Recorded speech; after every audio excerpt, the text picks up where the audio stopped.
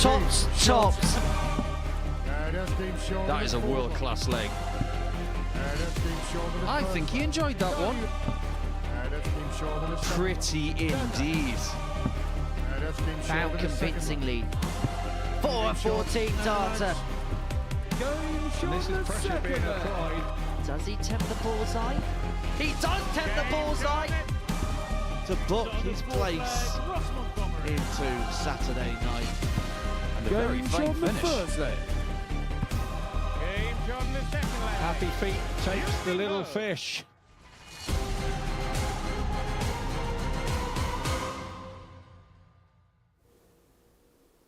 Hello and welcome to the Modus Super Series, where the action does indeed continue on week 10, and we are getting closer and closer to champions. So we're getting closer, of course, to finals night this week. Group B about to get underway for the week. But Paul Nicholson alongside me was here this afternoon for Group C, and it was all good in the hood, wasn't it? Justin with a perfect start. Yeah, not bad at all. He was talking up a very big game ahead of tomorrow. But why back against someone who has won a week here before and has started perfectly in Group C? Now, he started brilliantly today. After that, he had to work a little bit harder for his points, but he was able to get it done. Is it just me, or does it feel like everywhere we look, someone's won a week before now here at the Modus Super Series? It's getting a bit like that, but there are people out there who haven't. Someone like Wolfie, Martin Adams, you've got Robert Thornton hasn't won a week here. People are still working hard to get that first win.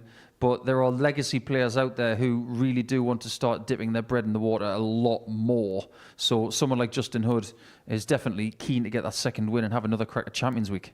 Well, let's talk about tonight a little bit. But in doing that, we will reflect on the week as a whole. Of course, a couple of the players came into Group B from Group A, and both had the chance actually to win that group, Fallon Sherrock and Ted Everts. This kind of rematch is becoming a daily thing now, isn't it? Yeah, it's all the benefit for us, because when they play each other, it's always a really good spectacle. The standard of the games they've had Monday through Wednesday have been excellent. So I expect to see that again tonight and tomorrow.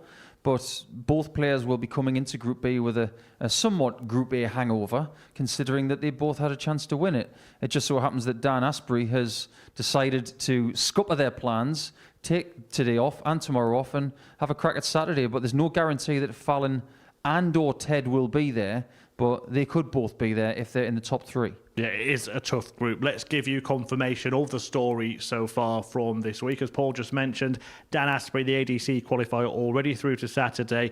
Group C got underway this afternoon. Many of you would have watched that. But tonight, Group B, Sherrock Everts, then Shane McGurk, Richie Howson and Ross Montgomery. Only three, and I stress the word only, can go through from that five. Yeah, this is not MasterChef where you get 5 contestants. Do you know what? We're going to send you all through. It doesn't work that way. And one of the great things about having 5 great players like that, all who have a story from the last 6 months, is that 2 of them are not going to be there on Saturday night. It could be really big, high-class casualties. And as far as Everts and Sherrock are concerned, I hope they don't think they're going to cruise through this one. Far from it. Yeah, absolutely. Well, let's have a look at how the bookies see it. I think this is really interesting, actually, the outright betting, because Shane McGurk is a 2-1 favourite. Ross Montgomery, 11-1 outsider. Is there that big a gap between the top and bottom player in this group? No, absolutely not. I think when you've got someone like Richie Howson in the middle of the pack there, that is incredibly misleading. He is playing the darts of his life for the last 2 years, and he hasn't really had a bad patch. So looking at him at that price, that looks fairly inviting. But Montgomery, the most experienced player of anybody on that stage here tonight, and let's not forget that he's only been here once and made the Saturday, albeit only just, in week 12 of Series 6. I just get the feeling that 11-1, I think it was, that is just way too out there. We saw one of the closest ever Group A campaigns earlier this week. Do you think that could be mirrored in Group B? I wouldn't be surprised.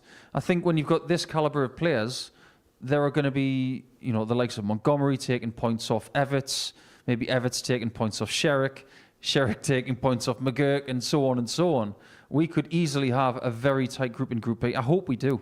Well, Sherrock takes on McGurk in the first match. We're going to go and enjoy that. But Paul had a little chat with McGurk earlier tonight. Welcome to Group B, Shane. You're back here in familiar circumstances. How are you feeling ahead of this challenge?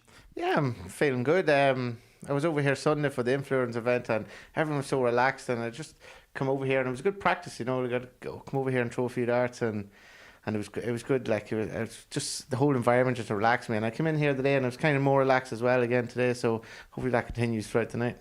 Slightly different atmosphere here tonight with nobody in the crowd, but Yeah. you know what it's like on a Saturday night here, and I'm sure you desperately want to make it there again. Yeah, it's the goal every time you come. Everyone wants to make Saturday night, so I think I'm doing all right making Saturday night. So hopefully this is going to be something similar. But this is a tough group tonight. This is very tough. I was just going to ask you that actually because of the complexity of the opponents you got in this group. Have you had time to think about what you might have to do to get through this group? I think it's pretty straightforward. That like 15, 18 darts is the most you're getting. Like here, like there's the standard of people here. Like, and you've seen that Ted and Fallon there throughout the week. Like they're playing so well. Like and then you have Richie coming in. He's playing unreal, and then Ross. Like everyone knows what he can do. So I have to kind of step up towards all these people, and I'm up for the challenge. What did you do between Sunday and today? Did you stick around or did you go back to Ireland and come back? I was planning to stick around and go to London and visit a friend, but I went home. I did have to go home, so it was nice because I like relaxing at home and gets me well up for it. Like, and then I got a few practice starts at home, met up with a few mates and practiced away, and came back over here this morning and feeling fresh. Have a great night, Shane. We look forward to watching you play. Cheers. Yeah, we do look forward to watching Shane McGurk this evening, and of course Fallon Sherrock. McGurk made the favourite with the odds compilers to win this group. Sherrock actually, despite having the chance to win Group A and already book her place at finals night, is the second outsider. So according to the bookies, she won't make it through if it goes the way that they've priced it up. But if she does make it through, then we of course will have the prospect of two women winning consecutive weeks. It had never happened before. Bo Greaves won on Saturday. Shane McGurk, of course, the arrow, out to win after Bow and Arrow. The Queen of the Palace out to stop him in the opening match of tonight's 10. And it's very good to be back alongside Paul Nicholson. Glad to have you back, Murph. We are glad to see Shane back as well. Someone who, since he made his first appearance here, has really started to become the dart player that he wants to be. First leg, it's Shane to throw first. Game on. A very good evening, or a goedenavond to Mr. Meyer. Here is Shane, who's been actively working on trying not to twist his upper body as he throws each dart. And it might be one of the things that's given him improvement over the last 6 months. 100. He knows how difficult this group could possibly be. He's only got 8 games to make his way through to the top 3 at the end of tomorrow night's session. 100. Well, we were talking in the studio just then about the prospect of this being one of the closest ever Group B campaigns. Fallon Sherrock was actually involved in the closest ever. She went into a very last 60. match against Lee Budgeon, it was at the time. And Lee Budgeon needed to win that match to finish top 42. of the table. He actually lost it and finished bottom. There is a chance that all the players can finish on the same points. But there is plenty of darts to be thrown. And Fallon Sherrock's just scored maximum points. 180. That's her 21st 180 of the week. Picked up 6 yesterday, which means she's been fairly consistent in that department. 161. But this is a very bright start from both players. As soon as Fallon hit that maximum, she thought she had 65. that breathing Shane space that you Unicorn, always want 88. towards the end of a leg. But not according to this guy, who's got double 14 now. 60. He had his chance. 96. Will he get another? Perfect start. Perfect dart. Yeah, Perfect that's game finish seven in the from first Fallon leg. Sherrock to Fallon get a Sherrock. break of throw in the opening leg on Thursday evening. Second leg, it's Fallon to throw first. Game on. How often can we sit here and say that someone who's averaged 87.54 for the first 3 days of the week and 35% on their doubles has won a group? 100. Very often. Not this week. Her numbers are very promising. 140. But Dan Asprey, he had the big T in his pocket timing. Some of the timed shots that he had 100. really did get him through what was a fascinating group, where at one point, 5 matches from the end on Wednesday, there was a possibility 60. that 5 players could have ended on 16 points. That would have been basically ridiculous. But of the last 5 results that had to happen, 100. there was only one that didn't cooperate, and it was one that Dan Asprey won, and that's why he got to 18 points. We're getting closer and closer to knowing the full lineup for Champions Week and who's going to play in what group. I can actually reveal that 3 Group A players are already known because there are only 3 weeks 96. left to fill finals places. And Bo Greaves, by a distance, is the player with the highest weekly average. She averaged 93.04 last week. She'll be in Group A along with Andreas Harrison 45. and Conor Heenan. Fallon, you require 105. Will Fallon follow in her footsteps? Double 16. Yeah, that's game short. This is looking good, isn't it? Fallon Sherrock. She's got the long shift tonight. Game 1, 2 in the Third middle, leg, and it's game Shane 10 as through well. first. So it's going to be a late one for Fallon, but based on how we've seen her play so far in this game, she looks pretty good. 58.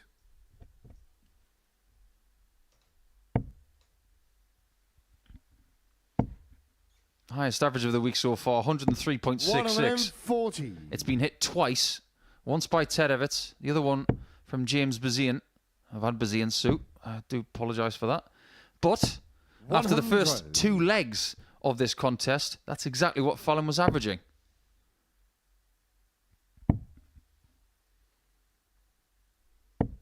$40.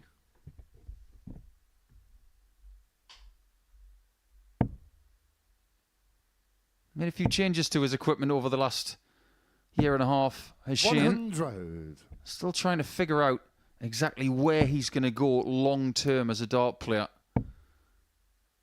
It may just be a matter of time before he graces the 43. PDC Tour, but every time he's here, we are excited.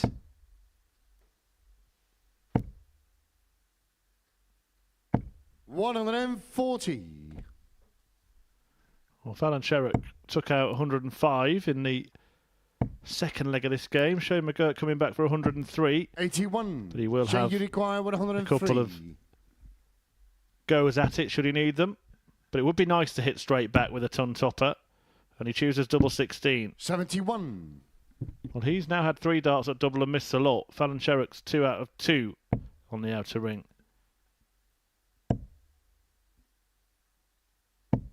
$140. You might want to hit this Shane, shit. you require 32. Yeah, that's game shot in the third leg. Warning well Shane heeded. McGurk. Forward leg, it's Fallon the throw first. Game on. Fallon's best average this week, 99.93. That was on Monday in her final game. 100. That was the best average of that day. And was the best in Group A until Wednesday. And we had a few ton plus averages 93. in that crazy third day of Group A. Speaking of crazy, today we had 6 consecutive games go 4-3 in Group C. 100. We mentioned the closeness of Group A this week as Shane McGurk looks to pile on the pressure here. He is one of those 100. players, and they're becoming rare now at the Super Series, such is the plethora of talent that we're able to pick from. But he's one of those players who's having a second chance in this series. He played a 43. full week in week 1. Now, just contrast his Group A campaign with this week's. He won that group with 28 points. The winner this week, Dan Asprey, managed 18. 132. 28 points means 14 wins from 15. 140. We did have somebody last week joining the 14 out of 15 wins club in Scott Mitchell. Only 4 players have done that in this building. That tells you a lot about Shane 43. Fallon, you and what he require can do day to day. 118. But what she can do and what she keeps doing is taking out these combination finishers. 78. That one Shane, just you beyond require her, but McGurk 133. needs a couple of trebles here. or a couple of doubles. Going to get neither. Single 14 will leave him tops. 93. Fallon, you require Now he's got to hope he's coming back. He might not. And he doesn't. That's game shot on the forward line. Sherrock Fallon looks in a Sherrock. mean mood. She's got some sort of hangover from Group A. Fifth lag, it's You wouldn't notice it. first. Game on. Yeah, the finishing from Fallon has been first class.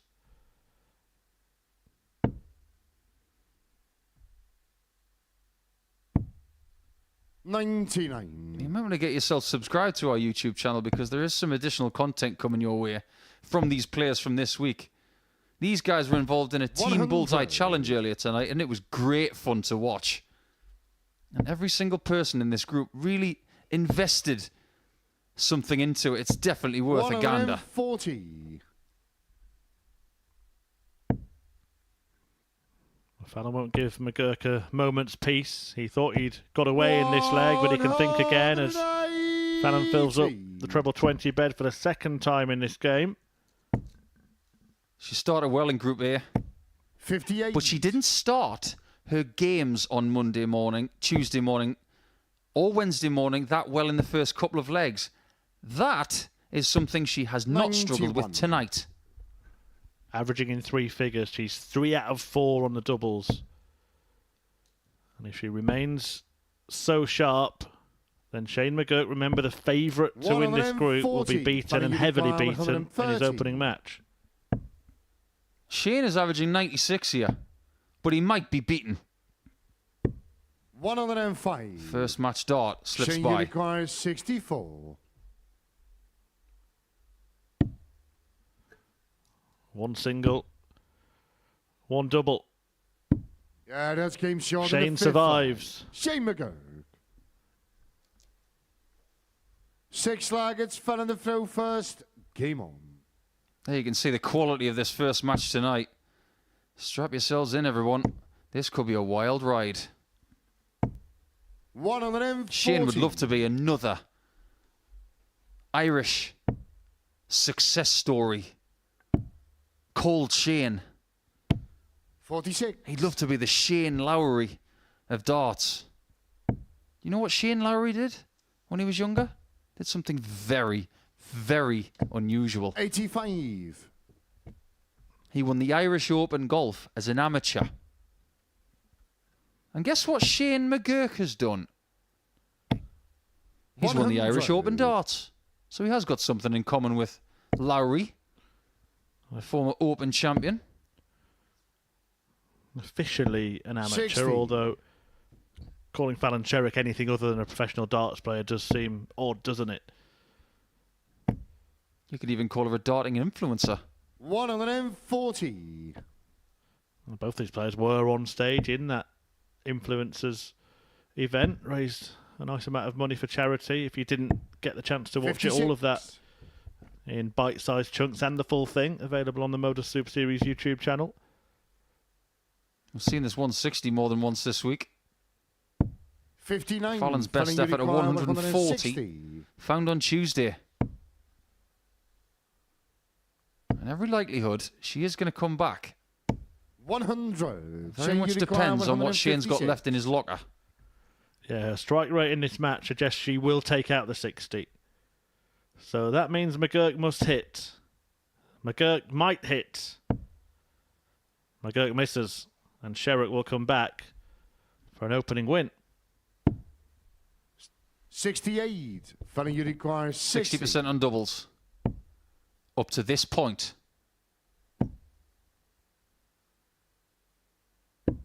50.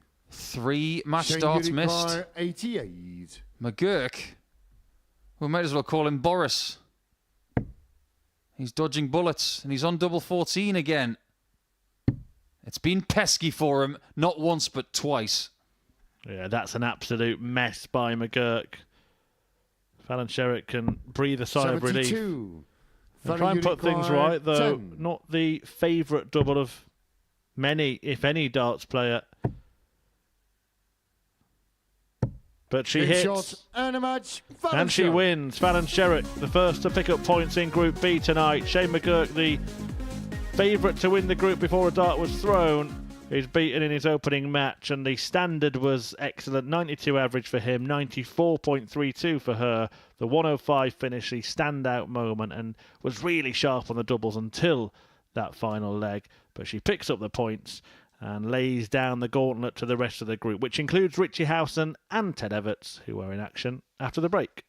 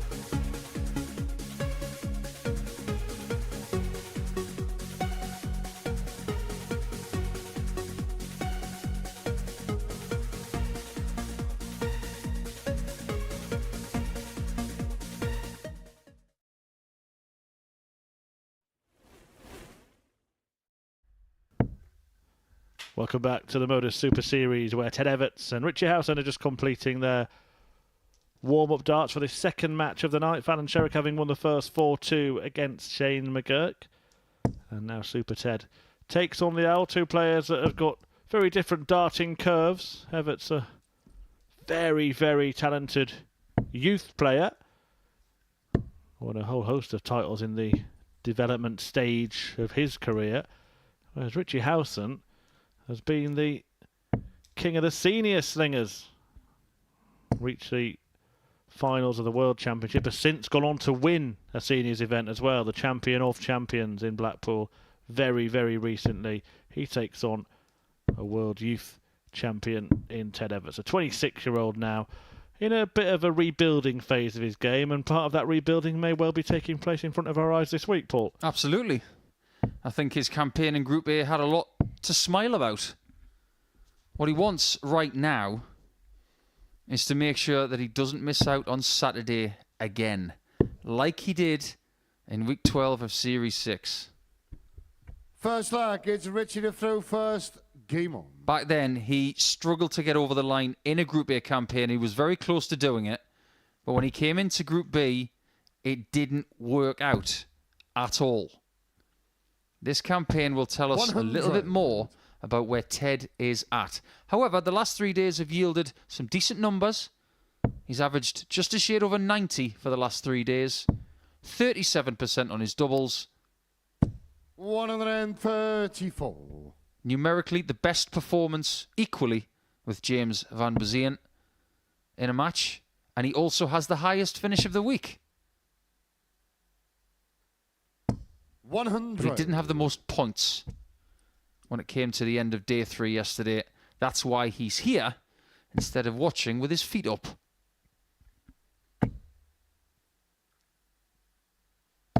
$140. Little grimace as Everts fails to find the first maxi of the match. Fallon Sherrock found 2 against Shane McGurk in the first match of tonight's 10 ties.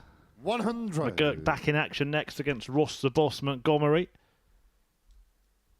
11-1 outsider. Still can't quite believe that there were so big, those odds on Ross Montgomery. 93.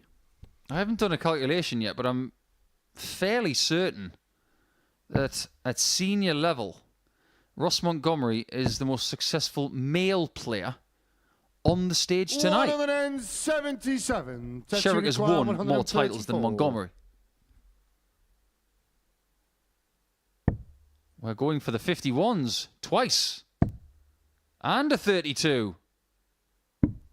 102. That was Richie a wonderful required effort. 24.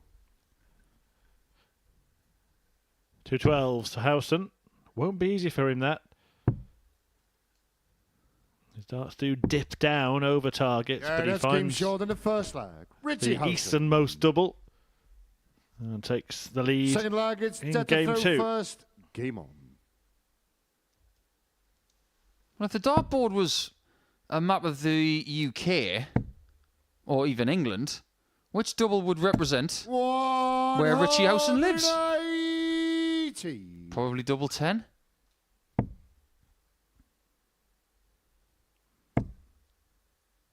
For Ted Everts, it would be the bullseye, because he's from right in the middle. 100.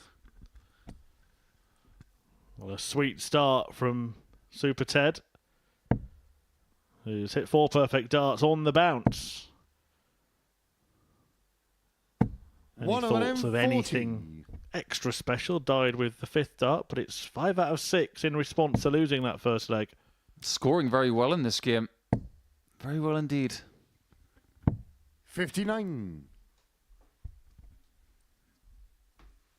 Didn't have a very good start this week. It was a bad Monday for him. And that's why he didn't win the group. All ends up. 145. He's on 36 after 9 here. A really good sign.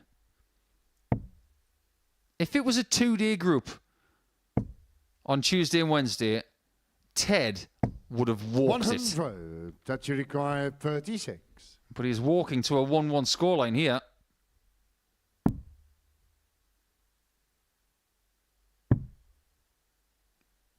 He decides to leave 4s instead of the bust shot. That's just personal preference. Howson has changed his equipment in the last year, hasn't he? He's gone to a moulded technology 60. with his stem That and you flight. require 8. Definitely works. Well, this leg has worked out so far for Ted Everts, but you still have to cross the line in darts. Yeah, But that's he's game done that short in now. the second leg. Ted Everts. Well, what a start, what a performance from Ted.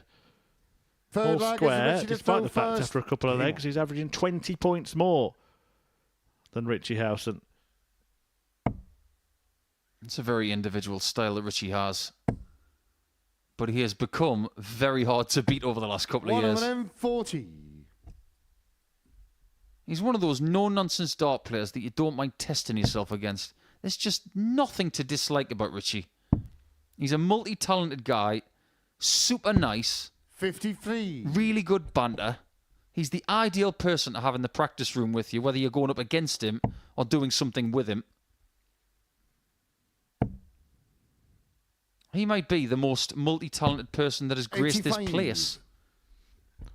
He's got a few hobbies and crafts that he is more than able at. Fishing being one, art being another. Yeah, he could catch you a great fish, 96. then draw a picture of it, then probably nail the drawing and the fish to the board with a very accurate dart. And Ted could cook it afterwards as well. Yeah, depending on which fish it is, Ted would probably know how to fillet it, 100. use the bones and guts for stock, and then give you a lovely plate of something with a lovely sauce. And maybe some nice chocolate truffles afterwards, but for day 4. He still hasn't brought any. 58. Yeah, it would be. I think there is some kind of MasterChef challenge to be had here at the Super Series with your good self, Ted Everts. 100. I'll do the tasting.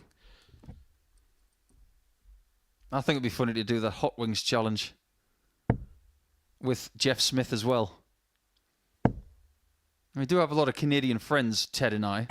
100. Very good friends with Dawson Marshall. Went to his wedding. He requires 76. Showed me the pictures. My word. Awesome, Dawson. Well, that was awesome from Everts. But it's Howson looking at tops, Yeah, that's which he Game hits, Shaw, then a and this is third. what he does. Richie Howson. He's stuck around. He's just somehow stayed Forward with Largets Ted set to Everts, throw who's performing first. at the peak of his Game. powers and actually leads the match 2-1. This is the poster child of games so far that states that you don't have to average 107 to beat someone averaging 107. 96. You just have to have the darts because you get that extra turn predominantly. And he's getting rid of things in 3 darts, which means his average comes down.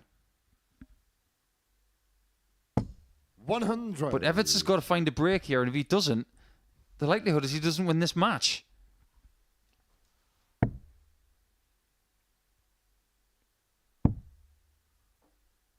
How disappointing would it be for either 96. Fallon Sherrock or Ted Everts, or both, if they don't make it through to finals night, having had the opportunity to win a match to get there? Considering the grade of darts they've played and how close they were on Wednesday, they would be 96. devastated. In fact, Everts had that opportunity more than once, didn't he? He did. Think of it this way as well. This is week 10. We are now in the month of Champions Week. It is just around the corner. 59. If you win a week like this, your confidence will be brand new.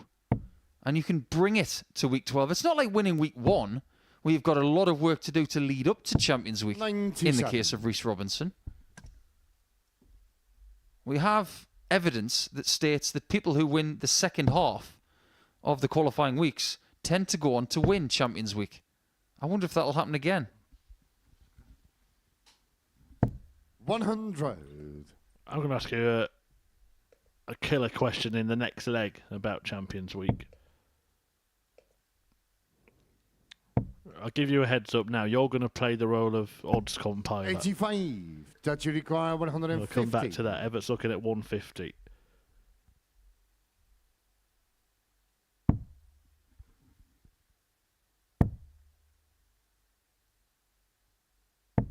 The fact that he 56. doesn't get a treble there Richie require 123.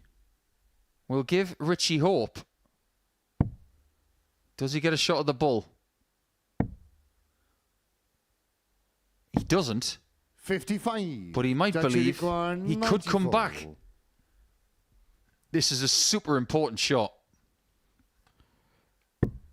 Well, he started on the bullseye to guarantee himself a dart at that target at the end of the combination. That's what he wants, 60. but he cannot Richie complete the requires combo. 68. I don't think that came out of his hand right. It seemed to veer left at the end. And this is what Howson does to you. He'll pick you apart. Yeah, that's game short on the forward line. Wow, Richie 3-1 Howson. to Richie Howson, who was in punishing Fifth mood flag here. is Richie to throw first. Game on. And now we'll throw for a 4-1 victory.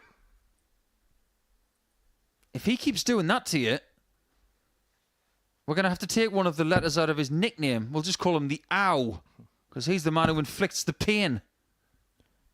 Well, the question I was going to ask you, Paul, is 95. of the 9 players that have qualified so far for Champions Week, Bo Greaves, Andreas Harrison, Conor Heenahan, Bradley Brooks, Kieran Tian, Jimmy Van Skeet, Neil Duff, Rhys Robinson and Bradley Roos, who would you make favourite 96. right now?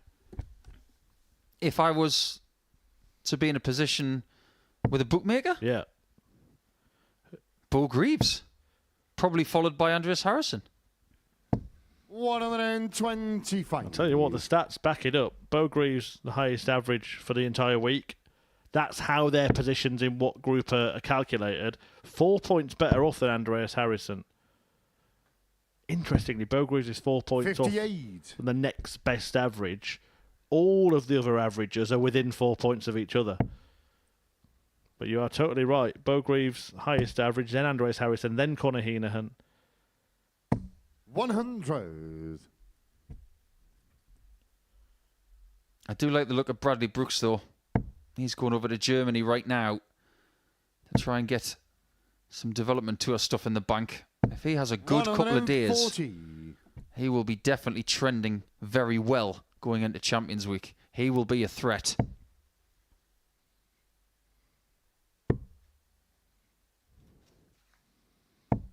With high averages come other stats that are pretty high. And Bo Greaves was 44%, more than 44% on checkouts that week. That's world class. Richie Houghton in this match has been 60%, and Ted Everts has been just 16. That has been the big difference. Richie requires 76. He hasn't really had that many darts at double. It's only 6. Only one more needed for Richie. Game And he gets it done. match, Richie Houghton. It's a fantastic start for Richie Houghton, who's deadly doubling. Spelled the end for Everts in that game. A 4-1 win for the Owl, who took out 76 to win it. 4 out of 7 on the doubles, and despite all match having the lower average, dominated the game, really. That was a very, very good performance from Richie Houghton. He picks up the points in that one, and we will be back very, very shortly indeed with Ross Montgomery on the stage for the first time tonight. He takes on Shane McGurk.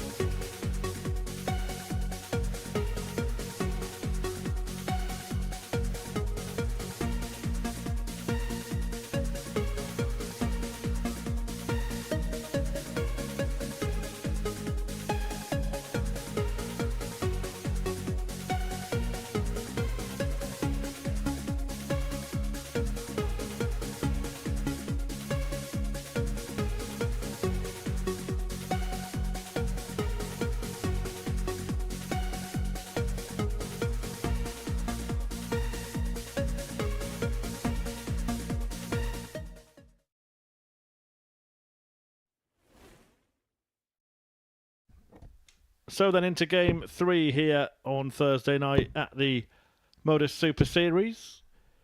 Just fresh from the breaking news that Luke Littler has picked up another Premier League title, winning in Aberdeen, the man who won 2 series here at the Live Lounge in Portsmouth. And I'm sure many of you may have been watching the action and have now joined us for the after darty, if you like. Fallon Sherrock 4-2 winner against Shane McGurk. And Richhausen a 4-1 winner against Ted Everts. But now Ross Montgomery, the boss, the twice Dutch Open champion from Glasgow, on stage for the first time. He takes on McGurk, who went down to Sherrock in that opening match of the evening, and is looking to get some points on the board pretty quickly, because this is a group that you don't want to find yourself falling behind in. Yeah, this is a very truncated group. Got to get on the points board quickly. But we said at the top of the show, because of the quality First in this pool, to throw first. Game on. points are going to be hard to come by. We think that people are going to take points off everybody, no matter where we look. But when you look at someone like Ross Montgomery, you've got to expect quality. He's been there, he's done it. And this is just another place that he wants to do it. 140. Last time he was here, he did make the Saturday night, but it wasn't for long. He was eliminated 120 in his group stage back in week 12 of Series 6. But he was rather fortunate to make that Saturday night. He needed a really big favour in the end. He couldn't make the most of it, though. So he may be back a period of a couple of months later to put that right. 79.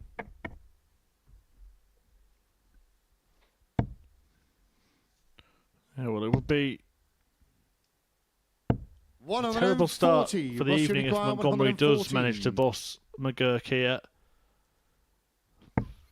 For Shane, who was made favourite for this group and was on the wrong end of some tidy finishes from Yeah, Fallon that's Sherrock in been his shown in the first match. first She round. took out a ton topper Ross against him, and now Ross Montgomery has done the same with that 114. Second leg, it's Shane to throw first. Game on. When people are doing this against you at the start of a campaign like this, 59. there's one of two doors that you can open. The first one, instinctively, based on no matter who you are, it will be, why 60. are people doing this against me tonight? It's up to you to close that door and open the other one that states, well, I'll take it as a compliment 97. because they know how good I can be. So I'm going to join the party and do it to them. That's what McGurk will try to do.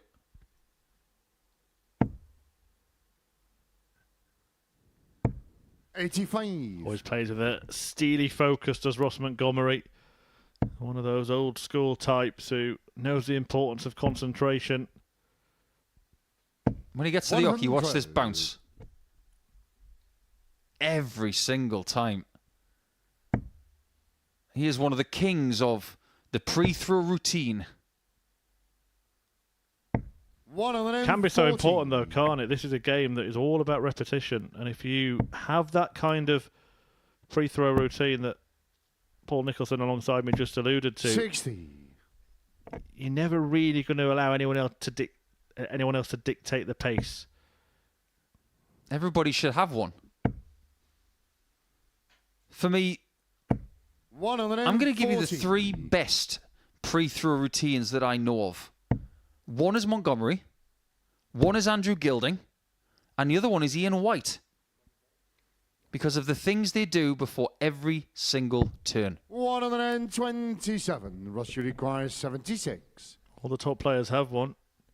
I think Johnny Wilkinson, Cristiano Ronaldo. I think Ross Montgomery, who wants the ball. It would have been a fabulous 36. rescue act. Shane, Every time you go require for the ball 58. and you hit an 18 or a 10, it brings a smile to your face. But that That's doesn't. game short in the second leg. Shane McGurk. At least this time he's not gone 2-0 Third down. leg is the Russ to throw first. Game on. Yeah, pre-throw routines are a way of feeling comfortable no matter where you play. Think about golfers on the tee, 100. over a shot, the same amount of little mannerisms every single time will give you that feeling of comfort no matter what kind of shot you're about to make. 140. It's the same with cricketers. When that bowler is steaming towards you, someone like Johnny Bairstow, Steve Smith, maybe, Sachin Tendulkar, they'll have processes that they go through. The same amount of taps on the wicket before they look up and see who's charging towards them. Little things like that promote resilience and patterns mentally that help you deal with pressure. Not much has been little tonight. Everybody hitting big. A 180 apiece in this game, and averages that are through the roof in the early exchanges. 134.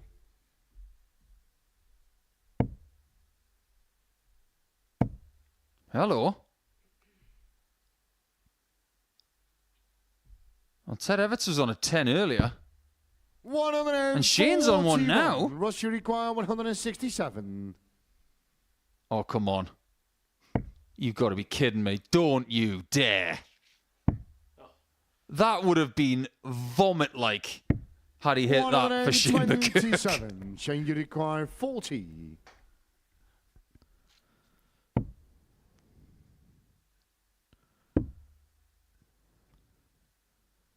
Well, now he will be feeling sick. Rush, you require McGurk 40. has missed the opportunities that he carved out for himself after just 9 darts, 3 at double squandered. And now Ross Montgomery can make him pay. Yeah, and does make him pay. Ross Montgomery. I'm not really sure where the saying sick as a chip came from.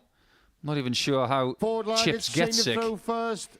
Game on. However, McGurk will be feeling it right now, and he uttered one simple word at the end of that leg. A palindrome. 180. Wow. Let us just say it in the positive sense right now, because Mr. McGurk sounds like a cartoon character, doesn't it? 125. He's got a couple of maximums in this game. 3 legs in, he's averaging 116 and losing. Well, that's a wild one. 85. Rare little blot in Shane McGurk's book of brilliance in this match. I think Ross, on his travels over the years, might have seen a few performances like this. 140. If you're a young star trying to beat someone playing this effectively on that treble 20, it might get you down.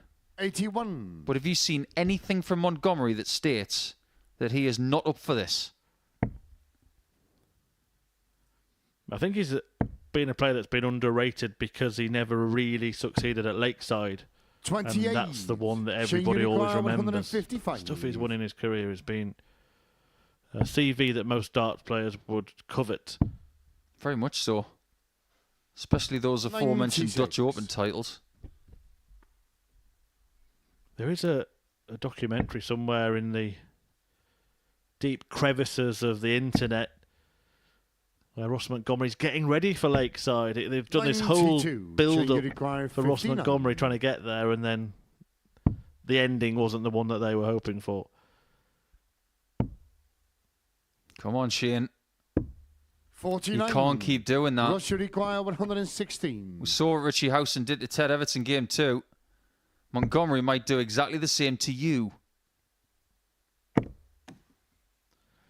Don't know where that dart was destined to land. 80. If it was there, he's just cost himself a dart at double. Shane, you require 10. Cost himself a harsh way of describing it. Almost too accurate. Shane McGurk hasn't been accurate enough, and that was only just in the single, but that is where he wanted it. He's not happy with how he won that leg, but he will be happy that he has won that leg. Throw first. Game on. I think he's a little bit relieved. Some players are hard to read, some are not.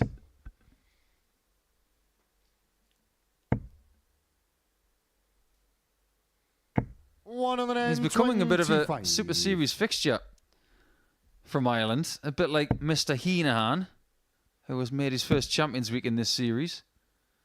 Mr. Tian, 139. who's got his second weekly win in the last few weeks. Yeah, Ireland's had a pretty big say in this place.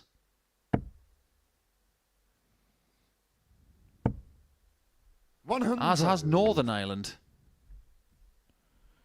We mentioned earlier tonight that Shane McGurk's having his second chance in this series, having played a full week already, and he's back for 2 nights. Well, we can also now reveal, or it just has been revealed on our social media, that another player is doing the opposite. So they had 2 days earlier in the series. They're going to be back for the full week next week. And those watching 100. at the time were many. And it is a certain Ashley Coleman, the Prince of Darkness. He's going to be here on Monday in Group A, given a full week here at the Modus Super Series. 180. You're like Bruce Almighty, aren't you, Murph? When you come back, it's Mr. Exclusive. To be fair, I just read it off our Twitter.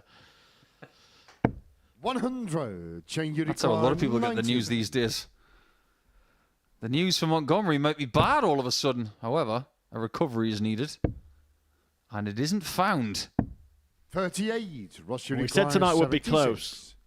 We thought it might be decent. It's absolutely exceptional, the standard that's being produced. Both of these players averaging well into 3 figures. It's going to be about who finishes better. And it's Ross Montgomery who's doing that in the game so far. That's his 3rd hit from 5 attempts. Well, Montgomery's had some great performances on this stage, even though he's only been up there on 3 different days. Game he had with Dave Evans the last time he was here on a Friday. My word. That 24. game was simply ridiculous.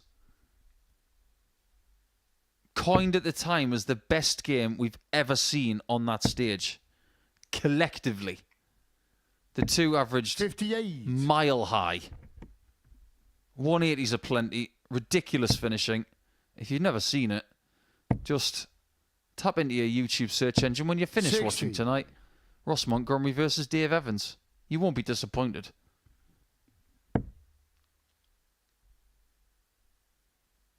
If you think this is good, 100. we've only got the small matter of the 2 winners from the first 2 games playing each other next. Sherrock and Howson. I've got a few people asking for certain players, when are they going to be playing at the Super 80. Series? Well, if they've won ADC qualifiers, then I can tell you. But apart from that, we can't reveal anything special at the moment, although I'm sure we will be revealing next week's players very, very soon. 140. Yeah, some good names in there. And when you get into week 11, Champions Week is pretty much a fortnight away. There is one, well, in fact, 2 questions now saying, when is Paul Nicholson playing here? It's not up to me. Been there, done that. Yeah, almost. Well, 18 months ago I played. I was in the same group on a Thursday and Friday night as Richie Howson. Ashley Coleman himself has entered the chat. Can't wait for Monday. Well, you're going to have to, Ashley. We've got another thrilling finals night between. How good have the finals nights been this series? Yeah, they've been superb. 80. I'm sure we're going to get another one come Saturday. Match-winning chance for Ross, and the shot is on.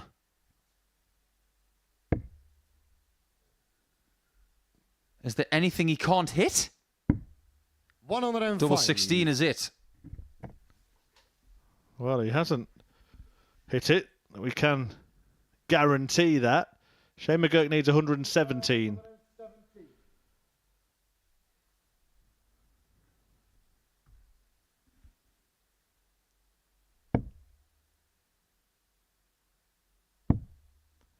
We'll come back for that double 16. 57. Ross required 32. Game shot and a match. And he will hit it, and he has hit it, and he's hit Shane McGurk hard. Because he now has to bounce back from 2 defeats from 2 tonight. Ross Montgomery off to a winning start. The boss is the best in that battle. A 101.03 average, 4 out of 7 on the doubles. McGurk, despite another good performance, a very good performance in fact, averaging 98, has lost for the 2nd time this evening. He's in trouble already, despite the standard of play Fallon Sherrock beat him earlier, and she's in action next against another man who's won tonight, Richie Howson.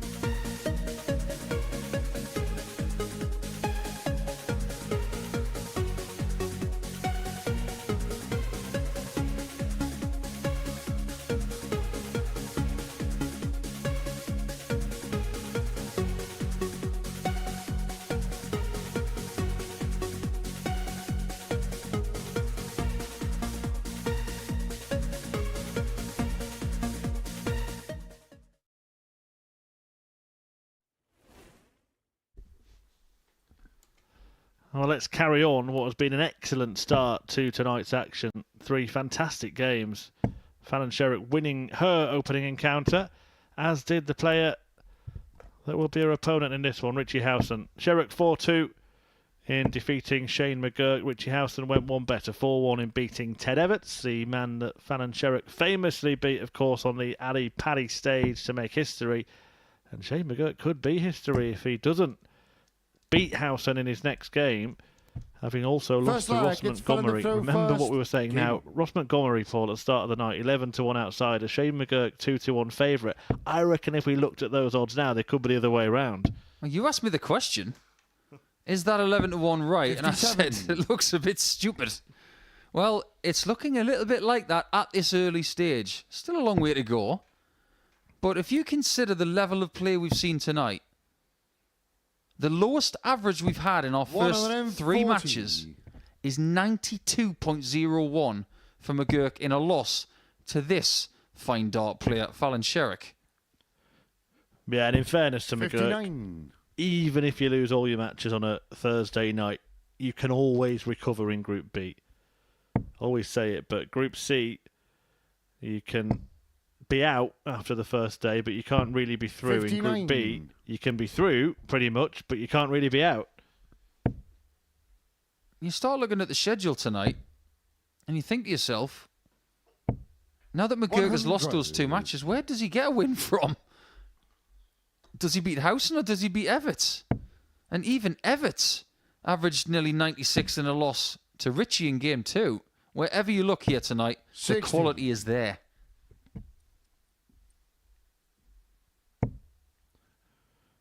A few people are asking about when certain players are going to play. Barry Copeland, one of the players asked 60. About, who has won an ADC qualifier, but he will be in the next series, not this series. That'll be the next series. Kevin Burness, someone's asked about. Yeah, he was good in Southampton before he got his tour card back. Averaged 117 down there in a game. Yeah, would be dangerous, as pointed out. 66. Fallon Richie started Maguire, so well in her 142. first game tonight against McGurk. But couldn't leave a finish with that turn. She's just seen the score.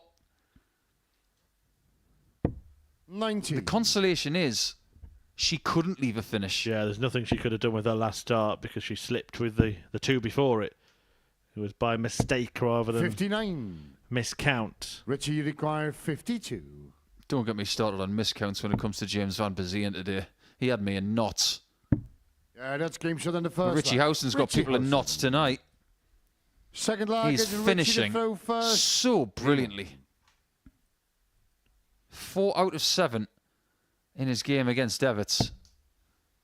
First hit, first dart in this one. He's in a really good place. 60. Yeah, James Van Bazien did stuff this afternoon that had me on the verge of trying to eat my 85. microphone. Things that don't make sense and don't make sense to me now, hours later. But I don't think you're going to get that here tonight. 60. Seasoned professionals with a little bit of ingenuity when it comes to the approach shots. I don't expect to see any miscounts tonight at all. 97. A really, really strong field this evening. Whoever gets through, 3 of them will. They're going to have to work hard for it. They're going to deserve it. And I think, looking at the way that Richie Howson's raced out of the blocks tonight, I think he's 100. identified that every match is going to matter. There's going to be no growing into this group. Can you think of any other sport as well, Murph, 140. where there is such a plethora of different footwear? You think about the beautiful shoes that Richie Howson's wearing tonight. They are very, very smart. Contrast them with 100. Fallon's. She's wearing ballet flats. Then you've got a lot of dart players wearing trainer-style shoes. But if you think 83. about sports in general, football, rugby, 10-pin bowling, golf, possibly snooker, but most of those lads will be wearing the kind of shoes that Richie's wearing. 60. I think in this sport we are crying out for a range of darts footwear that suits everybody. And at the minute, we just don't have it. It's all about personal preference. I think Fallon's saying 40. that was a bit of a bounce out, wasn't it? I hope she didn't get anywhere close to the referee with that one. 121. Dangerous job, you know. 51 ball is not going to be found. 85. If she does like double 18, 56. let's see what she does here. It's going to be conventional. Well, we thought it was. Still worked out pretty well. Yeah, that's game short. Because she takes leg 2. Fallon Sherrock. It's one of the things about the bottom Third left leg, corner. it's Fallon to There's throw so many first. advantages to Game the 48 and the 24. When she's on 52, she goes treble 12. Obviously, on 56, she goes treble 16. 180. Well, it's treble 20 all the way on that visit for Fallon Sherrock.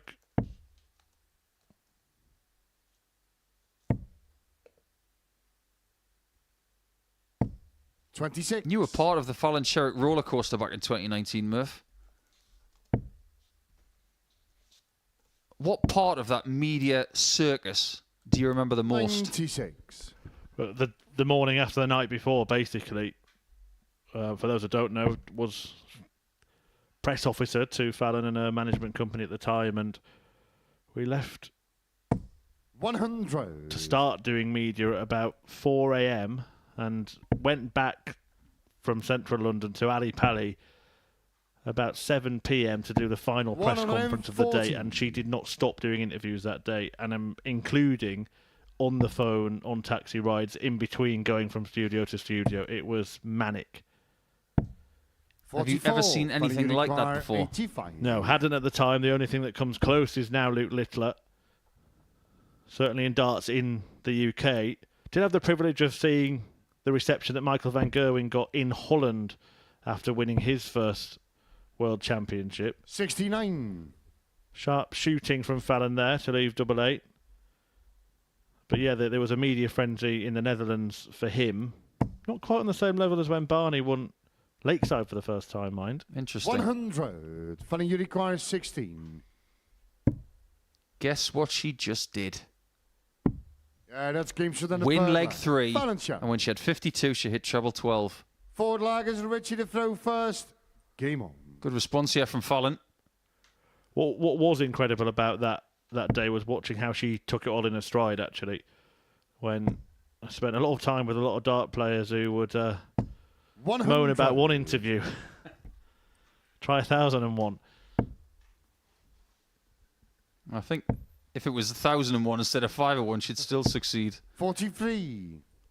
I think if you live the latter part of your childhood playing high-level darts and then into your early 20s with pressure, when you're confronted by something like that, you 41. might handle it quite well, and she handled it very gracefully. And I think darts should be very thankful for the way she handled it, because 60. she could have behaved very differently and said, you know, I don't want to do all of this stuff. But it's almost as if darts expected her to handle all of this, and she did. And the fact that social media and everything 100. akin to that started to lambast her for everything attached to it was rather ridiculous. But she's still only 29, 45. and her peak may be ahead of her. I heard you and Henry discussing the fact, really forgotten point actually, that Mikuru Suzuki actually almost did it. She was waiting on a double when James Richardson went out in the night before, wasn't it? Before Fallon beat Ted Everts. And how different it might have been then. Look, it would have opened up a totally different market in darts. However, 60. the media Richie attention in this require country wouldn't have 120. been there, largely because of the language barrier. Absolutely. Perfect first start from Richie. Okay, he's going triple dip. 100. Well, plenty in hand here, Howson. All Fallon can do is hit and hope. That's the hit. 180. Richie, you require 20. Here comes the hope. Well, how many doubles is he going to hit in this leg? Three. Game shot in the forward leg. Richie Howson. It's not a basketball shot, but it's a Fifth basketball fell in leg, the throw first. because he's just had a Lehman. triple-double.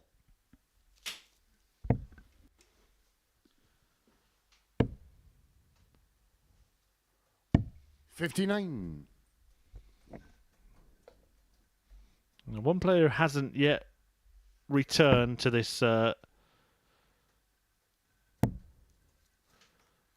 competition. Did play in its previous guys, but hasn't been 83. back since losing his tour card. Richie Bennett. I'd love to see Richie here. Such a watchable player. I agree. 140.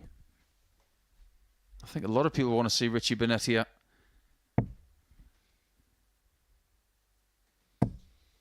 Yeah, Adam Gillians said something in our chat 60. saying, good evening, Paul and Chris. Which ladies would you like to see return? That's a really good question. I know that we have had the likes of Dieter and Trina and Lisa, 126. Mikuru and Fallon. But maybe some of the other younger talents. Be interesting to see how Aoife McCormack would get on, maybe. 81. Or possibly Katie Sheldon. There are some young ladies coming through, and if you give them a year and they have some really good results, maybe 140. something could happen in that regard, because I do believe that Bull winning last week is something that could open up more opportunities for ladies here at the Modus Super Series. Well, 140. Watch Fallon, this you require space. 36. further announcements coming.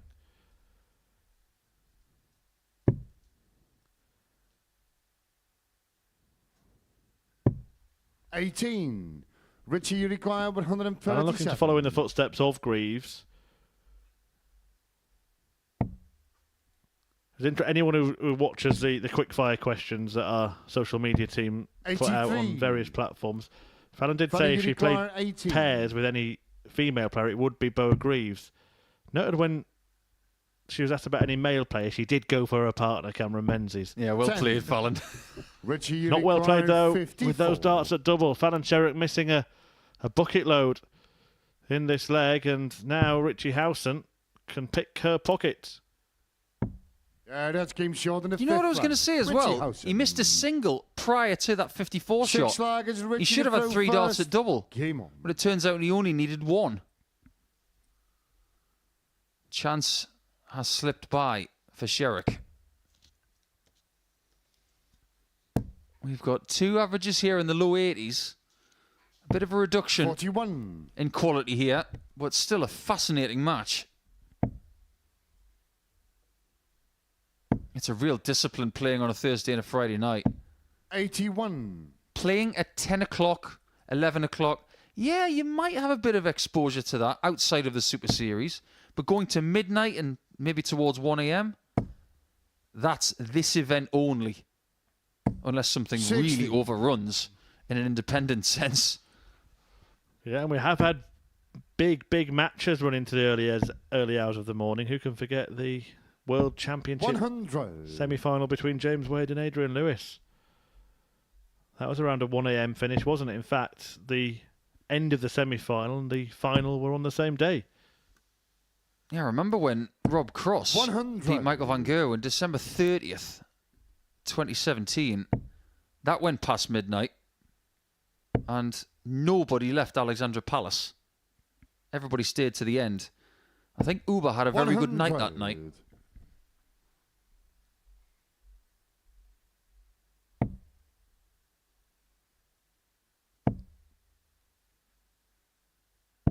130. Just had a really interesting message on YouTube saying that I should try and get Jason Lowe here.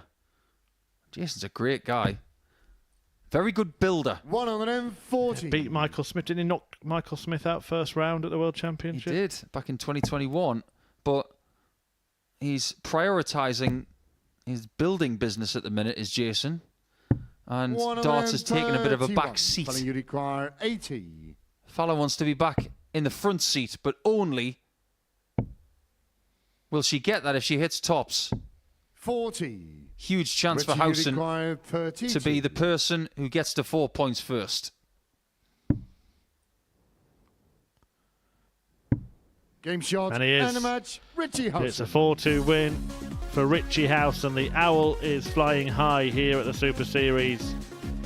He doubles up with victories, having beaten Ted Everts earlier on. He then does for Fallon Sherrock, who herself does have a victory to her name, but it's Howson who has made the perfect start. Ross Montgomery is looking to follow suit. He won his first match tonight against Shane McGurk. He takes on Everts, who is yet to pick up any points after the break.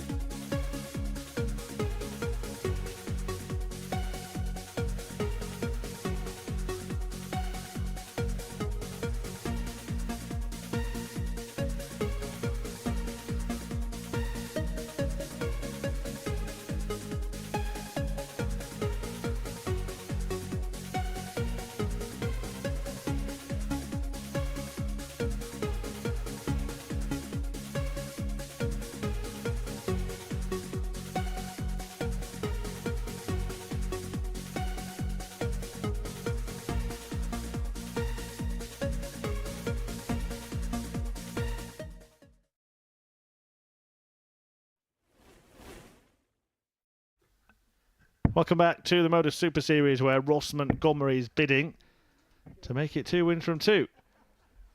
The Scotsman got a 4-2 victory against Shane McGurk in his opening match of the night. Ted Everts, his opponent in this one, was beaten by Richie House, and a player who has already got 2 wins from 2.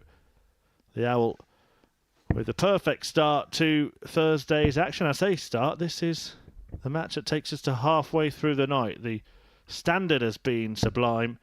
The pace of play has been fantastic. And this really is a fabulous Thursday evening of tungsten tossing.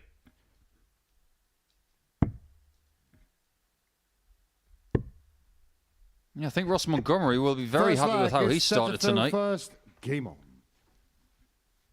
11-1 outsider. Then he puts in the best average of round 1 for all of the players. Now this is the last match of round 100. 2. Everts played some stunning stuff against Howson, but he was denied by the fact that he didn't have the darts. But in the end, a 4-2 loss meant that a 95-82 average was not enough to take out the Owl. We talk about the fact that you can never really be out of Group B on the opening night, but I think the only way that you can is if the top 3 players all get to at least 6 points, because it just seems such a big gap to bridge then, doesn't it? Yeah, getting to 6 points can get you through to Saturday night, but very rarely. However, 85. it happened last week.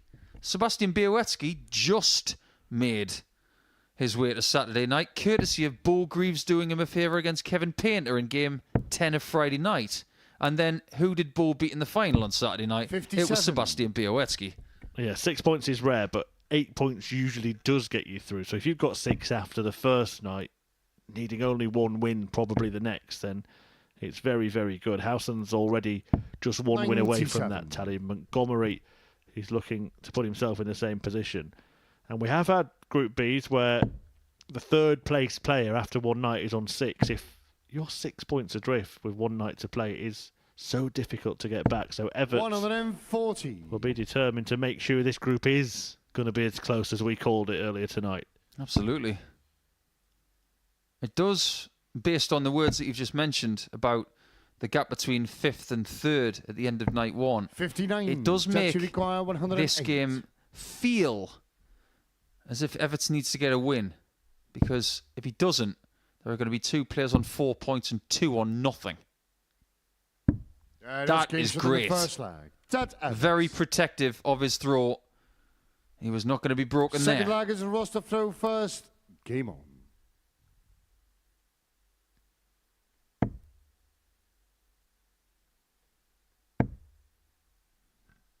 I don't know about you, but 100. I've never got on with flights that shimmer when they hit the board. Those little semi-spinners. Never liked them. It just doesn't feel as if they're fully in place when I'm throwing them. 44. Yeah, some just find anything moving distracting. What people might not know about Ross is that he's not just over 50. 81. He has been a senior player for a decade. And to be able to play at this level for that period of time, as well as the previous couple of decades, you've got to do lots of different 57. things just to make sure you're ready to compete. It's not just about picking up your darts and hoping that you feel all right that day. Look at what he's got on his right elbow. Players 30. who get to 55, 60 years of age, you do tend to find that they use things like this. Look at Paul Lim in his late 60s. The man who's made wearing an underlayer at darts cool.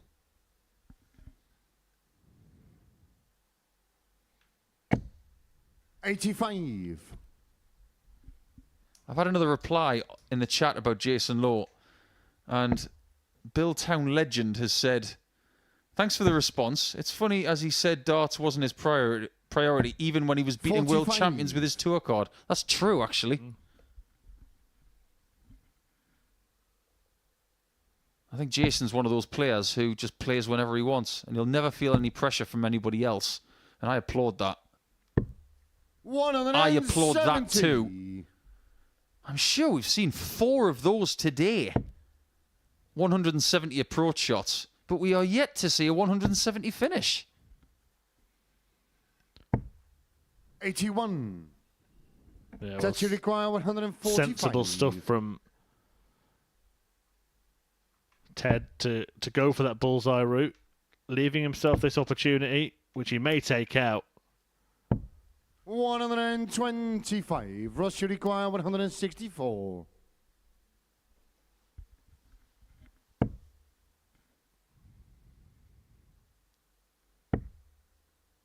We were all holding our breath there. 96. It feels like everything is possible for Ross at the minute.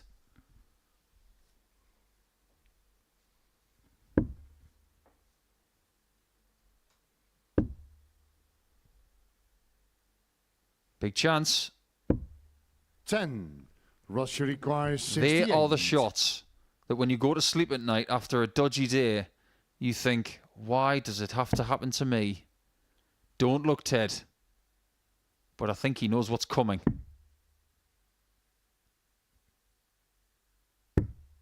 $64. So close. That you require 10. So close from Ross Montgomery, who drops a dart on the ground.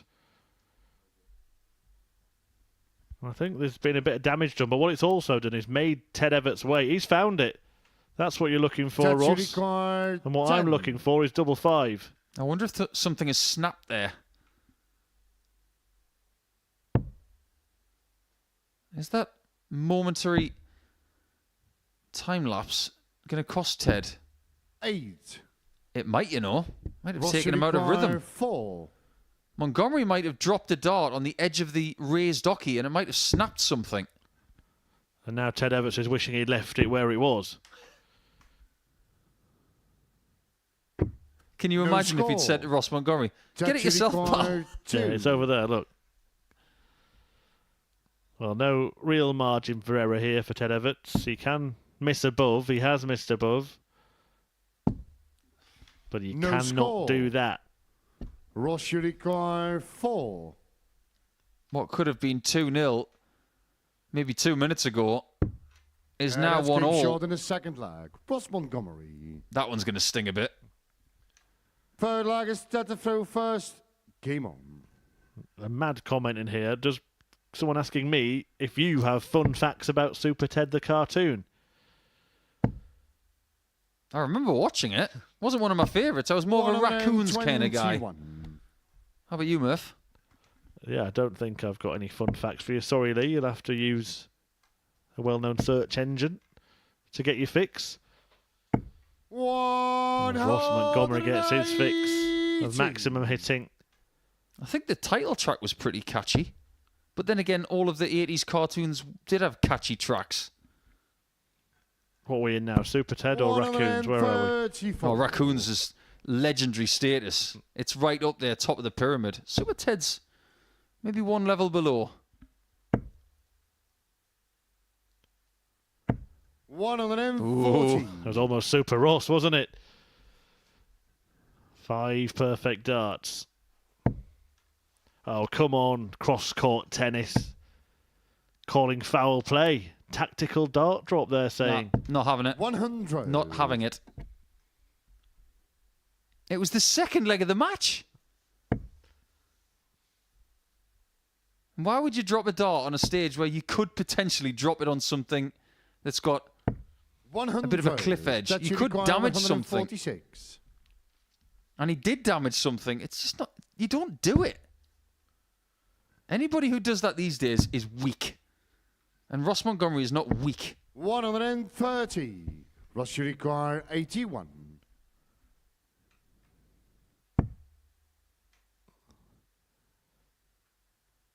But is he strong on the centre to take the lead in 12?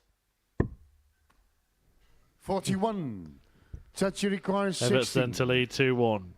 Well, Ross is laughing because that's the second time he's gone for the bull and hit a 10. That's game shot in the Doesn't first. matter. Second time he's That's gone behind. Everts. Everts That's it. Forward I'm lag going to is Russell discuss throw you now, first. Game on. Paul Nicholson. I've done the tactical dart drop when I've played against my brother.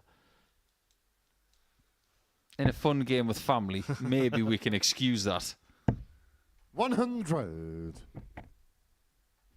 I'm not one who condones the old dark arts. I never did it, as much as people accused me of it. Well, there is a perception, yes. 130. The bad boy of darts. Well, give me a moment where I played dark arts. I didn't. At all. I had them done against me plenty of times. Yeah, I must say, every little bit of off the hockey stuff, shall we say, was done before or after a match with you. I will give you that. The big moments that I remember, the sitting down on stage, the taking on the entire crowd. 28. But all once game shot was called, or before it was called. Correct. Before During the game on was called. During the game, match on, respect your opponent, get on with the game. Not the case for some others. 125. I will write about them very freely in my book one day. No one ever names and shames. Do you want me to give you one name then? Yeah, please. Used a certain actually, two players have done the 92. same thing to me. I'll describe it in the next leg, so stay tuned. We are going to get an exclusive here. Paul Nicholson is going to name and shame someone who employs dark arts of darts 76. in the next leg.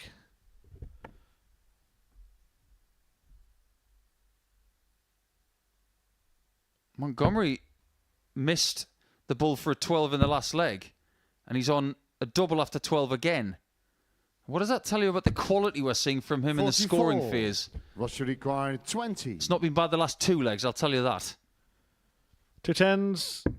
Yeah, that's game shot in the Hit. forward lag. Ross Montgomery. And Ross levels up at 2-2. Fifth lag is set to throw first. Right, come on then, Mr. Nicholson. Spill those beans. Okay, so the venue was Coventry. It was a Pro Tour event in 2009, and it was the first time I'd ever played this 96. gentleman in a ranked match. And when you go to one of the Players' Championship events or the UK Open qualifiers back at that point, there was no exclusion zone. 64. And people would try and restrict the amount of room you've got to get to your position on the hockey. So let's say this player has just won the leg, but I'm throwing first next. This 41. person stood within 18 inches of the hockey. And I had to go past them and then ask them to retreat, but they wouldn't. And it was very, very uncomfortable. 100. And the name? Peter Manley. There we go. Absolutely done on purpose. Chairman of the Players Association, Peter Manley. It wasn't an accident. 100. He did it more than once.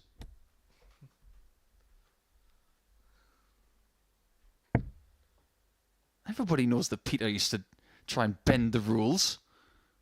Yeah, there are some high-profile cases. 90.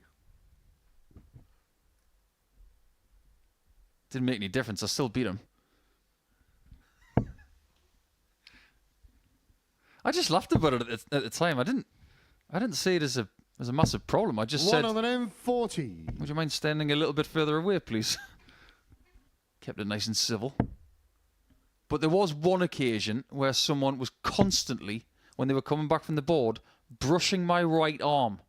It happened every time in the first 60. 10 legs. Taxi required And come leg 124. 11, I'd had enough. So I took a minute break and I made him wait. And when I won that game 6-5, he knew exactly how I felt. 56. Is that one staying secret, or are you going to No, reveal that as well? I'll name and shame that person. Someone I genuinely do not like. Darren Weaver.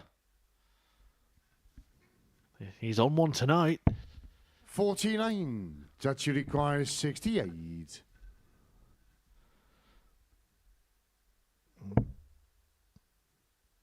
Double 4 for Ted Everts. If he hits it, Paul's going to stop giving that's his game short on the names. 5th flag.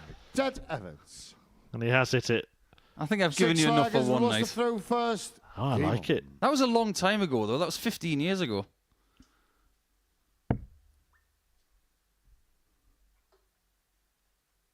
Certain moments just can't be forgotten. 100. Bit like the time that Ross Montgomery graced the Lakeside stage and started giving air guitar to the crowd. Do you remember that? That was good fun.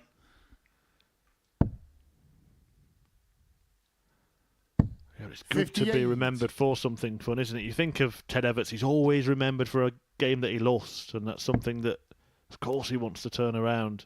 Yeah, I think he should be remembered for being, at this point, a World Youth Champion. Beat Nathan Rafferty in the 45. final. And when Nathan Rafferty lost that night in Minehead, the very next morning, he was playing live league darts with us in Southampton. He barely slept that night. 139.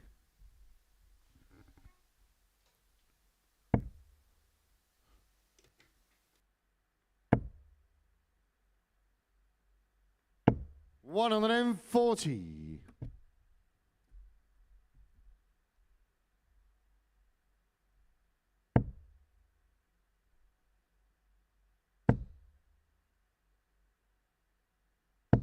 One on the M40.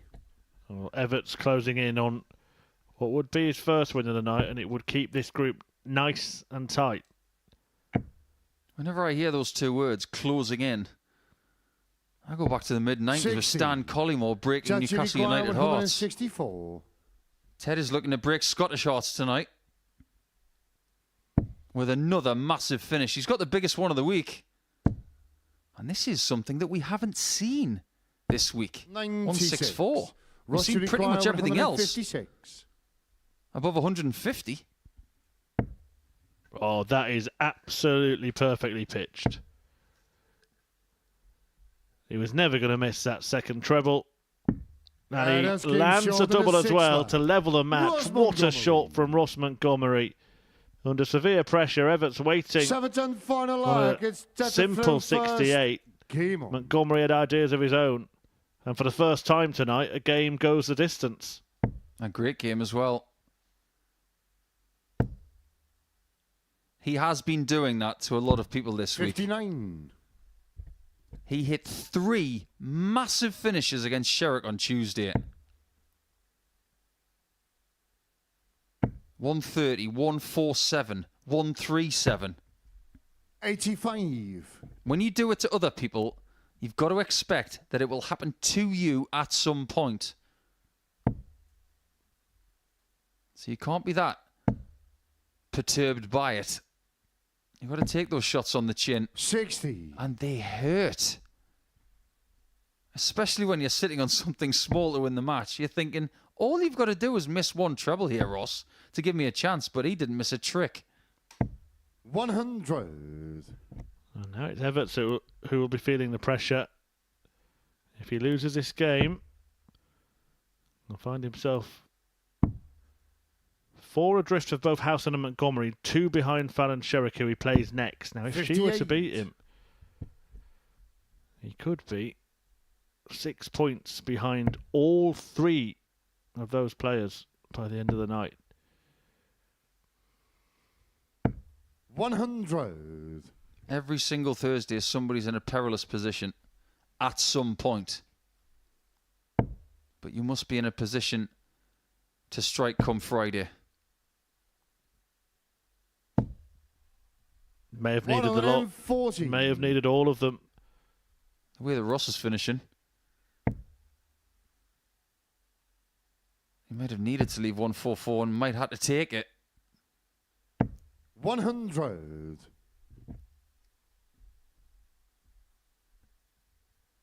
Can he leave 44 from here? It's got to be 84 minimum.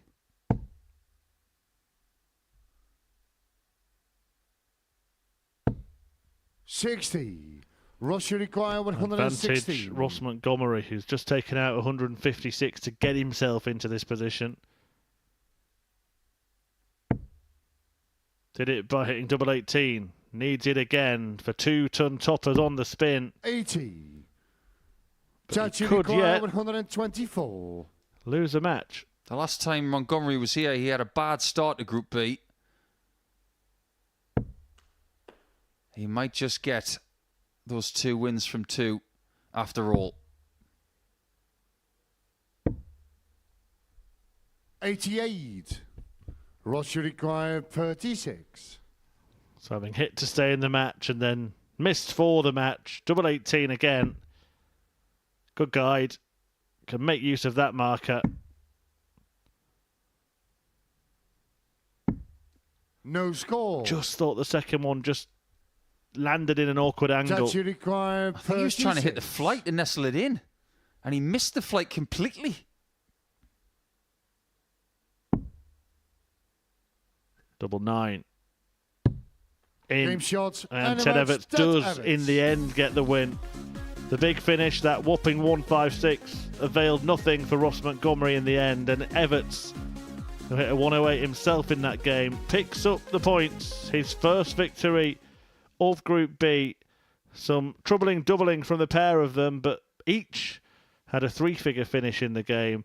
But the 2 points go the way of Ted Everts, and that will be a relief to him. He leaves Shane McGurk stranded at the foot of the table, the only player not to have won at least one of his first 2 matches, but he will be in action after the break against Richie Howson.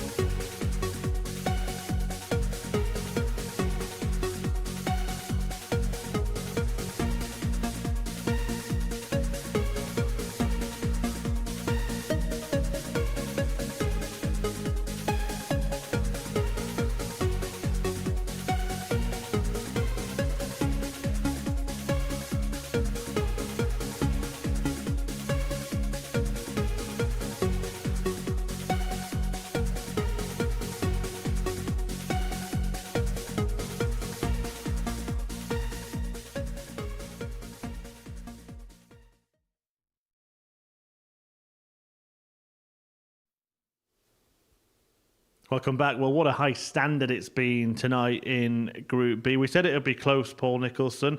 It looked like, actually, there might be a bit of a separation in this group, but as we reflect on what's happened so far, who has had the best night outside of Richie Howson? He's won both of his matches, but 3 players have won 1. Yeah, I think Ross Montgomery will be very happy with the way he's played. We were talking at the end of match 5 that the last time he was here in week 12 of Series 6, he didn't get off to a very good start on the Thursday night, and he was always chasing from that point. And even though he's only won 1 from 2, the numbers that we've seen, the likelihood from some of the darts that he's thrown, it looks encouraging that maybe he could be one that is chased instead of him chasing others. Yeah, could have won both of his games. We'll come to that in a moment. But Richie Houston has won both of his games. And we called it really early, didn't we? The importance of making sure you do get a good start in this group could be crucial come the end of it. Very much so. And in this performance against Ted Everts, he was hit hard in the scoring phase by Ted Everts, but his ability to deflect when he had the darts was fabulous. And he was able to put in some really key finishes and some really close clinical stuff to get rid of Fallon Sherrock as well. He just looks like he's in a confident mood. He's always been quite a relaxed character, but he's able to just get up on that stage and do great things at the minute. He's just turned into such a great player. Yeah, speaking of Sherrock, a little bit down to earth of a bump, wasn't it, that defeat to Howson, because she started fantastically herself. Yeah, she did. She played superbly in the first game, but that standard that we saw from her in the first 3 or 4 legs, it wasn't maintained towards the end of the match. She did tail off a little bit by about 5 or 6 points. And then into the second match, it just wasn't the same beginning. There were just a couple of frailties on some key shots. Yeah, and Ross Montgomery, we mentioned him a little earlier, very close to actually winning 2 from 2 himself. It seems a shame when you hit such a big checkout like that 156 that in the end it doesn't avail anything. Yeah, I think it's a great shot. I mean, you look at this first start, you called it. It was absolutely sensational. Just cushions the next one underneath, and then an open bed at double 18 to take this 156. It's a superb shot, but how ironic that it was double 18. The shot that got him that 3-3 was the one that cost him.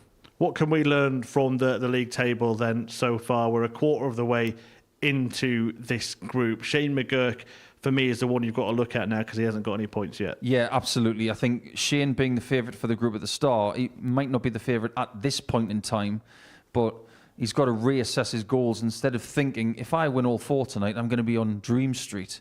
Now he's thinking, if I can walk away with 4 points, this is going to be a good night's work after all. Right, we've already revealed 2 of the players for next week. Now we're going to reveal the rest of them. So Devon Peterson was revealed yesterday. He's going to play in Group A, and just about half an hour ago he mentioned Ashley Coleman's going to join him. Tommy Morris also in that group. Andrew Davidson, the ADC qualifier. Michelle van der Horst and Brian Roman both representing ADC Europe. So those players will be in action Monday to Wednesday. I'll give you the other 6, Paul, in Groups B and C. Who stands out for you? Aidan Kirk by a mile. He is someone who's played some super darts this year. Challenge Tour winner, played some decent stuff on the Pro Tour, and I got a little close look at him at one of the previous Players' Championship events. He looked superb.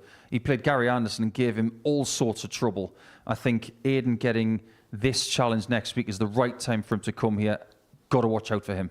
And Scott Taylor, of course, the reigning champion, coming back for that second chance.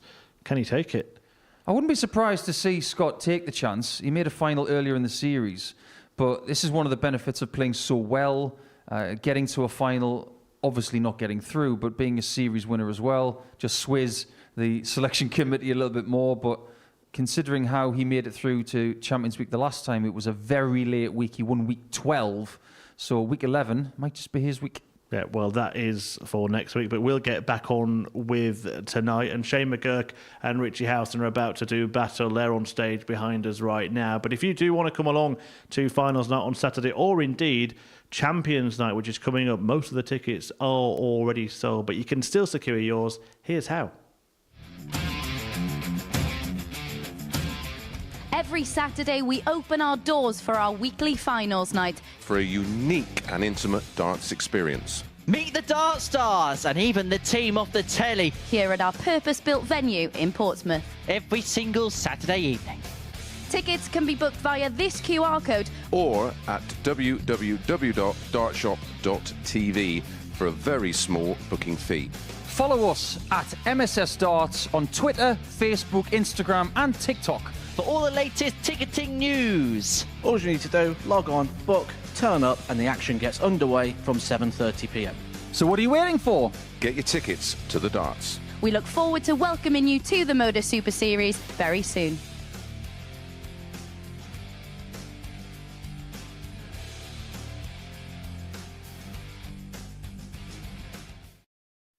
I must have been washing my hair the day you recorded that video. Anyway, back to the darts here at the Modus Super Series. Hope we do see you here on Saturday night. We've had some fantastic ones in this series. Shane McGurk was part of the very first one. Lost out to Rhys Robinson in the semi-finals. Robinson went on to win that night.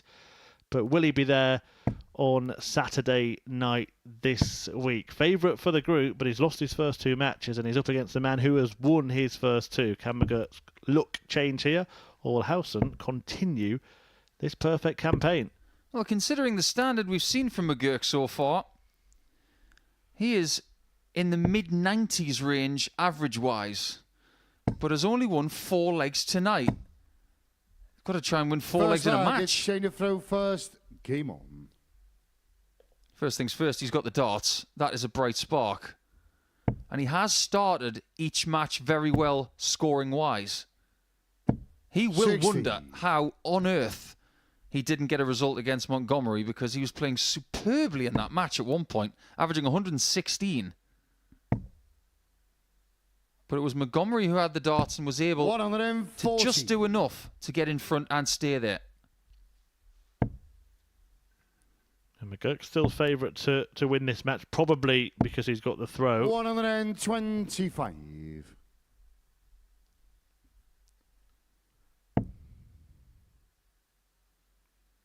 And one of the questions in the YouTube chat is, do players get paid? Do they get paid for playing? No, there is prize money here. They don't just do it for the love of darts. But it is performance-related pay. Dart players are mercenaries, after all. They play for money. Well, the maxes are flowing. Look at Shane McGurk in the background as if to say, will you stop doing this to me? He can't get a moment's breath. He's having to take 136 shots out just to get legs. 104. Couldn't do it. Richie requires 76. And we did see, we were watching the way Howson beat Sherrock in the little chat we had there, and she was doing the same as Shane McGurk. When he had this kind of opportunity, in fact, exactly this opportunity 72. To win the match, there was an air of inevitability. 32. This time, Howson gives an opportunity to his opponent, and he takes it. Than the first lag. Shane McGurk. Finally, he gets a chance. Second lag is he opens up a 1-0 lead. Game on. Just a really nice bloke, this Shane. Made a lot of friends here in Hampshire every time he's come over. 100. Passionate about the game of darts. Passionate about how Ireland move forward with the game as well. He's got a lot of good friends in the game. 43. I'll be fascinated to see where he's at in 2 years. If he's still here, we will hopefully have seen weekly wins, maybe series wins for him. But he is trying to use 100. This as a platform for a future pro career. And Ireland's got 2 representatives in Champions Week already, with Hino and Tian. To have 3 Irish players and Neil Duff on top of that, that would be something. I actually just want to pick you up on a point you made in the little chat we had between matches there. We didn't have enough time in the studio to labour this point, but Aidan Kirk is the player you picked out of next week. Now, he could have opted to 55. Go and play on a Pro Tour instead. He's so high in the Challenge Tour, he could have done that and withdrawn from the Super Series, but he's chosen to be here. That shows you that players value this tournament. 65. Yeah, absolutely. We saw other player, I'm not going to name the player, it was their decision, but they were in exactly the same position, withdrew, went to the Pro Tour, didn't win a game, didn't earn a penny, 96. And an opportunity to play a full week of darts here was missed. You've got to make sacrifices as a dart player. That's the thing now, isn't it? There are choices to be made. It's good. Big choices. What's the choice here on the 92? 2 double 18s? He chose aggression, didn't he? 40. Richie requires Shows 40. all out attack there, Shane McGurk, rather than playing it safe. That's game show. You know when he say the aggressive route, it reminds me of a movie called Rounders, which has got an unbelievable cast. First, Game It's on. about the underground poker world of New York City. It's got John Malkovich, Matt Damon, and Ed Norton playing the 3 lead characters. 60. Jeff Goldblum, I think, it's John Turturro makes an appearance in that movie as well. And John Malkovich's line when Matt Damon tries to bully him at this underground poker room, he says, "Very aggressive. 45. You will not be pushed around." And that's exactly what Shane McGurk's doing at the minute. He does not want to be pushed around. He did it just over aggressive, wasn't he? I mean, the dart he threw at the double was so aggressive. He missed a long way outside. I'd rather he went a little bit higher than a little bit low. Yeah, it wasn't one of those safe, half-hearted attempts. 100.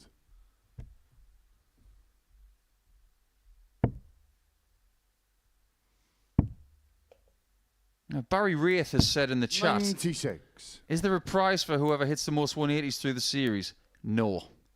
We don't have a very large golden trophy at the end for the most 180s hit, like there was at Ali Pali this year. 81. Yeah, the Ballon d'Art, which was a really silly name if you translate. Yeah, darts balloon, isn't it? Yeah, well, 140. You don't want to put a ball or a balloon up against a dart because you know what's going to happen. Something's going to go pop. 105. Shane, you require 110. This would be very welcomed. Double 16 for Shane. 94. Richie, The way that Shane's been rolling tonight, 170. Richie will hit this. But he won't. 40. Shane, you require 16. He sensed that 2-1 That's was game for imminent, the third and line. it was. Shane McGurk. It's a game that's going his way so far. Game on. But we're reaching the point where things could potentially change. Richie is someone who graced the PDC Tour for a little while, but not a massive 100. amount of seasons he played. Didn't put a massive pressure on himself to constantly go back to the tour, back to Q School and flip-flop in the way that 134. Richie Edhouse constantly said to himself, I want to be a dart player. And look at where he is now. He's doing fabulously. 100. just to clarify my comment about that Ballon d'Art thing, it's Ballon d'Or in football is golden ball, but it's the 100. door bit that is a golden bit, so it's actually ball dart. Doesn't make any sense. And they present you a golden dart. That's what they thought they were doing, 60. but didn't think it through. Correct me if I'm wrong, but didn't Littler win that as well? Probably. Oh no, Humphreys did win it in the end, didn't he? Yeah. In fact, worth mentioning, 57. we did mention Luke Littler winning the Premier League again this week, but he and Luke Humphreys are now both guaranteed their places in the playoffs. Yeah, many congratulations to both of them. That's going to be one heck of a night at the 100. O2. Yeah, Cross, Wright and Price won't be there. It'll be two from Aspinall, Van Gerwen and Smith. If you'd have said that Van Gerwen is fighting for the last spot, 141. potentially, after winning consecutive nights a few weeks ago, you would have said, are you having me on? He lost with 108 average tonight. Shane, you require 70. Outrageous. Well, Shane McGurk will feel a little like that tonight. He's played really well. Not in that particular 30. dart. Richie, you require 82. It's one of those oh no Bill moments. Not double top. He can't watch. 62. Now you can. Shane, you require 40. He does live the game of darts, does Shane. He's very watchable. Does he have double 10 for 3-1? That's game short. It's than the joy fourth for one. Shane McGurk, but my word, he's going through the ringer tonight, isn't he? Fifth lag, it's Shane Yeah, it through really is. first. Game on. 90-something averages in all his games, but yet to win one. Is that about to change? Is their look going to change for both players? Do you know when Shane first came here a few series ago? 60. Some people thought he looked like Keegan Brown. I was one of them, yeah. I thought it was Keegan Brown.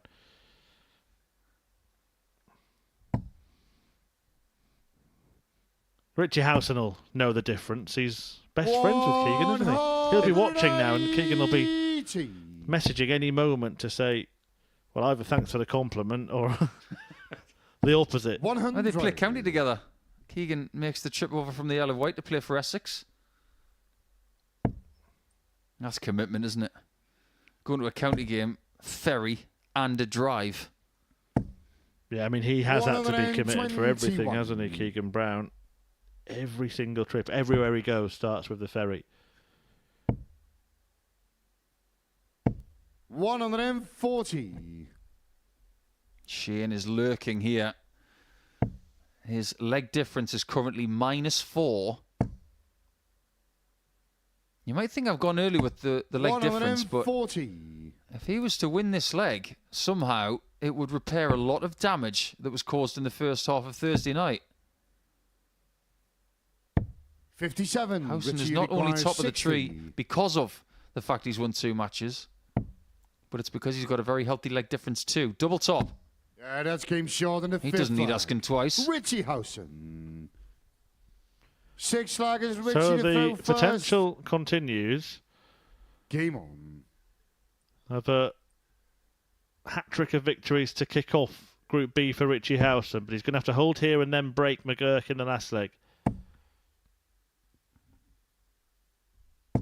100. Yeah, you can see that stacking method, which was made very famous by Phil Taylor. Wasn't the first person to do it, but he's the one who made it pretty cool, I would say. 96. So much so that Raymond van Barneveld actually started to stack that way himself to beat Phil Taylor back in the 2007 World Championship final. But Richie has always done it this way. This is not something he has cultivated over time. He's always thrown this way.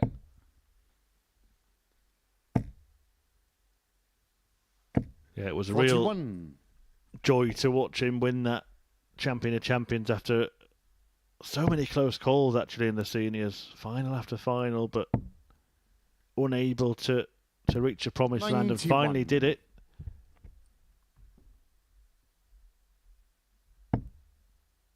Have you ever figured out why he's called the Owl? 100. No, I haven't. Got a lot of animal nicknames, haven't we? Well, especially names after snakes. Certainly not a football affiliation, because he's a big West Ham fan, isn't he, Richie Howson? West Ham. 100. We've already got the hammer this week, of course. He lives so close to the tavern, he could probably spit on it from his front door. 140. Richie, you require 110. Not that you would do such a thing. Treble 18. And a double. 74. Shane, you require Chance. 124. For your first win, Shane, you might need the bull. One treble will get him a go at that. He would have to be treble 18. Can't find it, so Howson returns for the double he just 56. missed. Richie, you require 36. Shane has not had a match dart all night long. That's And this is not a Lionel Richie track. Richie Howson. As we go into the midnight hour, final arc. It's Shane to throw first. this is no joke Game. about the commitments. This is about commitment into leg 7. Well, who would you rather be? The player who's lost both of his games so far but throwing first, or the player who's won both of his games so far but throwing second? I would always want to be the person throwing first. Especially with a 1-3-4 start.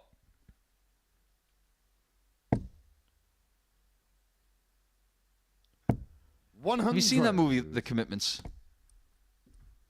Famous book by Roddy Doyle made into a movie back in the early 90s. Don't think so. Oh, it's a classic.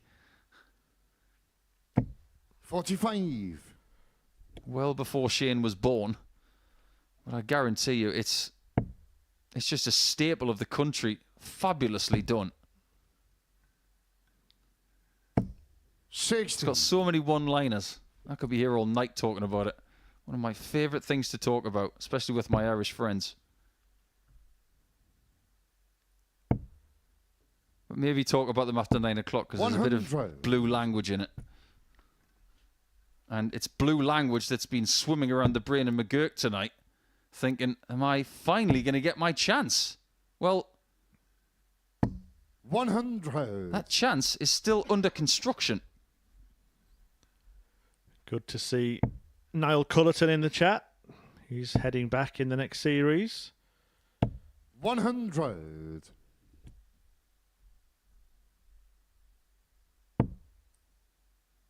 He was looking rather svelte the last time he was here. 100. Oh, that's a great last start, isn't it? 122. Gets him to a finish, but that might change Shane McGurk's tactics here. And that single 4 changes everything.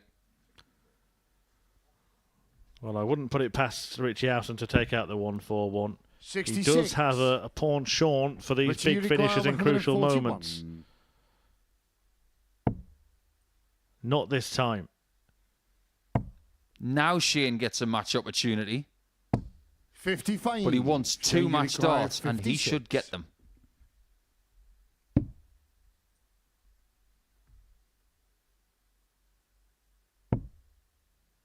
He's missed one. Game shot. But he does and a win match. for the Shane first McGurk. time. And McGurk is off the mark. The favourite to win the group, having lost his first 2 games, finally picks up points. And that means that everybody in this group now has points next to their name. Richie Howson actually did the opposite to what he did in his first match tonight. Higher average, but defeated as McGurk wins that one 4-3. Coming next then is that rematch of that rematch. Fallon Sherrock faces Ted Everts.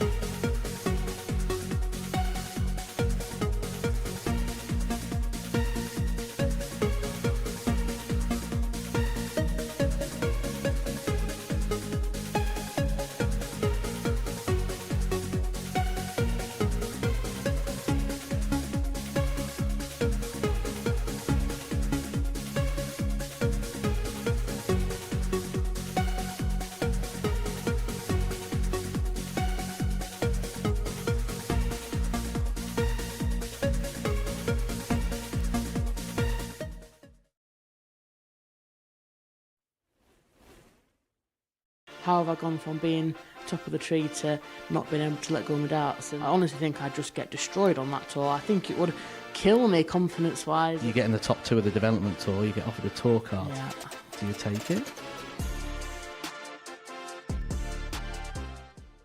Bug Reeves answering all the big questions in our latest edition of Tungsten Talks. That available now on the Modus Super Series YouTube channel, along with plenty of excellent content. All you need to do is click that subscribe button.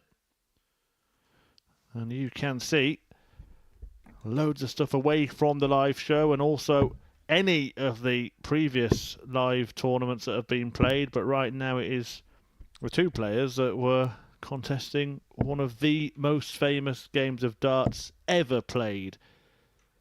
And they played again in the very first game of this week. Fallon Sherrock did it again. That seething, shattering victory she got against Ted Everts at the Alexandra Palace when she was the first woman to beat a man on the World Championship stage. Fallon to throw first. Game on.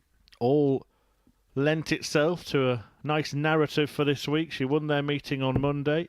She lost their meeting on Tuesday, but then won again on 100. Wednesday. All of those matches as well have gone the full distance as well, Paul.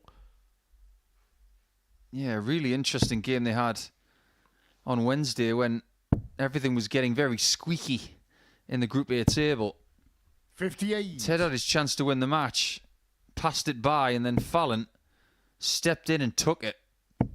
But neither of them could win in the final round to have a chance of winning the group and giving Dan Asprey more work to do against Darius Labanauskas. 135. There are times when Everts plays this game and he makes it look simple. He is a player, and he's still a young man, but he is a player who kind of got lost with his action for a while, didn't he? 91. Started changing things mid-visit. You get one throw like that, then one where he just released it straight away, then one where he'd sort of prod twice. And I think what he's tried to do is just find that rhythm, that repetition again. I think it's always going to be quite erratic, but 90% of the time he gets it right. And every now and again, he'll just fling one. 100. It's what I like to call his bad habit dart. If he can minimise it, it will help his overall game. But there it just comes in every now and again. And it does infect a visit. Fallon, you require 70.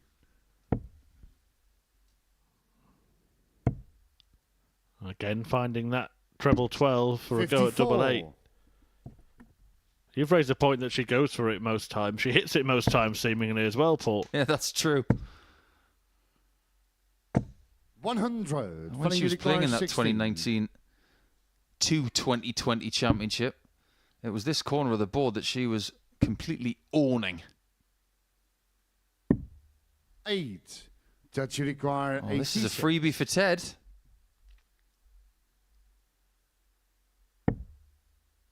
Maybe not anymore. You've got to go 42 now. Well, he hits it. And he hits top. Ted Everts bails himself out brilliantly there.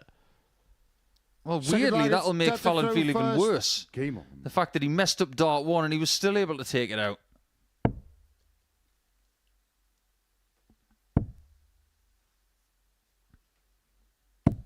Good quality from their games this week. I think one of the reasons why Fallon has played very well against Ted in the past is because she likes the pace of play. 93. I'm not sure if she is one of those players who prefers to play quick players or someone who's a bit more deliberate. However, there's a really strong example that she might like players who aren't that quick. When she plays Mensasulovic, she wins. He was the next on the list, 60. Wasn't he, at the World Championship? The most irregular pace of play, you would have to say. It's not that he's slow, it's that he can be so different. 98. A lot of people tend to forget that she was not that far away from making the semi-finals of the Grand Slam. And she pushed Peter Wright over the course of 30 legs. 27. And did reach the final of a World Series event in that same spell. Yeah, that comeback win against Dimitri Vandenberg. I was in Copenhagen when that was happening. And that place, it's as if every person 46. In that place was on the edge of their seat waiting and seeing if something ridiculous was about to happen. Well, it almost did against MVG in the final. 121. I remember where I was when it was happening as well, a rather modest studio in Southampton.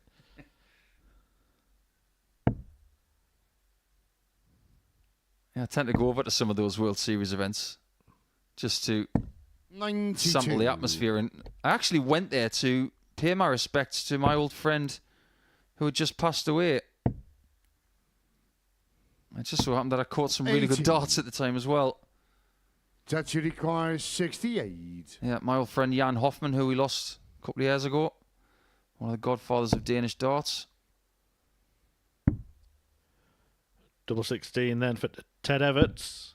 36. Can Fallon Sherrock respond to losing that first leg with a 3-figure finish? Tricky. Is that in? It is. Fantastic dart from Fallon Sherrock. That's Fantastic finish from Fallon Sherrock. Fallon Sherrock. The first dart made it difficult, but she found a way, and she's levelled the match. First, game on. There is only one word in the English language that can describe that shot. Breathtaking. That second dart is only found by someone as good as this level states. That was a remarkable shot. And it actually speaks to the point you were making earlier about her pace of play, because she's not one of those really rapid players who needs that 33 almost freakishly fast rhythm to get rid of a dart. She managed to just step across, adjust, find a way past that barrier, and then step back to her starting position. 93. Basically treating every single dart as a different visit. Absolutely. Chris Mason would classify her as an aimer. I think they're both aimers. 180. There's nothing wrong with aiming. Aim was pretty accurate on that occasion. 124. I could honestly watch these two go at it all week.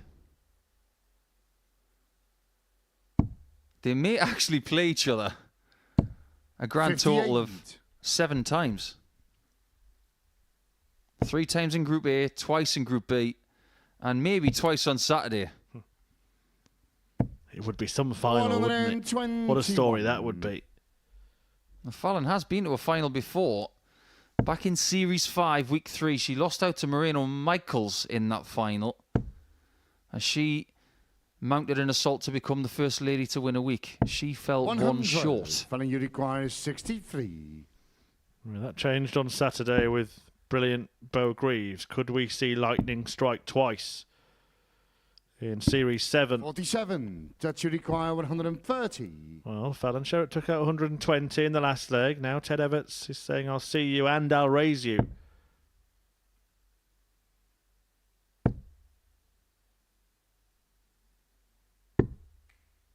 $85. Not to Fallon, you be. require 16. Real possibility of 2-1 Sherrock.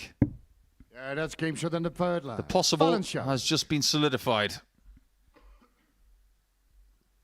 5th leg is set to 3 players in this group, in fact, have been to a final. But no player in this Group B campaign has ever won a week. And the 3 people who have been in a final 45. all have something in common in those finals. They all lost that final 4 legs to 1.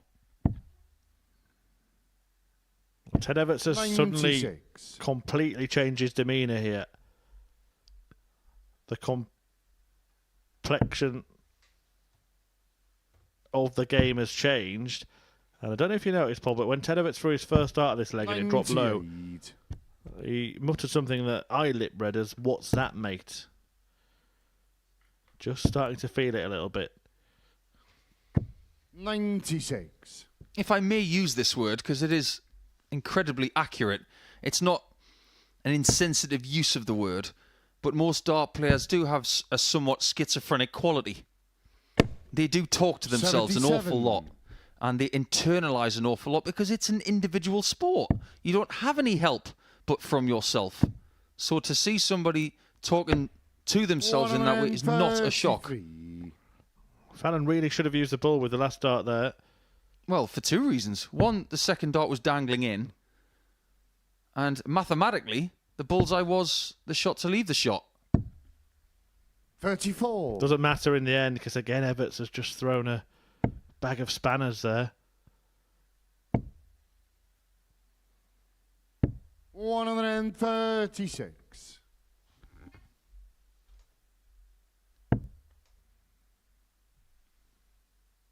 Yeah, Everts is having one of those bad games that has crept into his campaigns over the course of the week. 40. It just so happens that he's doing it against the Queen of the Palace, who's playing some decent stuff. Fallon Sherrock. This is a 92 average after 4 legs. Fifth leg, it's Fallon to throw first. Game on. You don't get many women called Fallon, do you? It's not a common name. I don't know any others. 60. Don't get many women called Ted.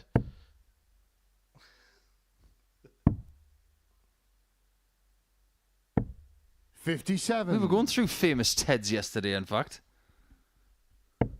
One I didn't mention was Ted Nugent.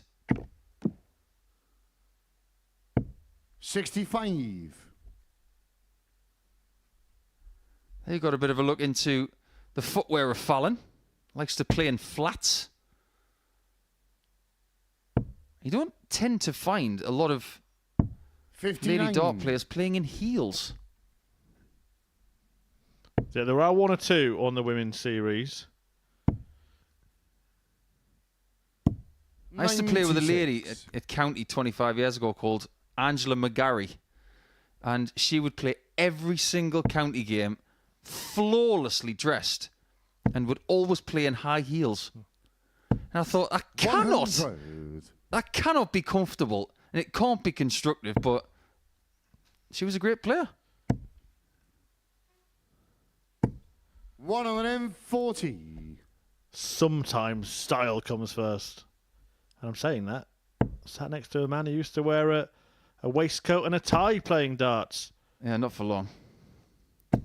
140. Fallon, you require 140. This game might not have long left.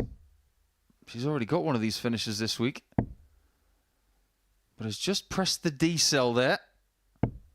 39. That has not worked out well. 145.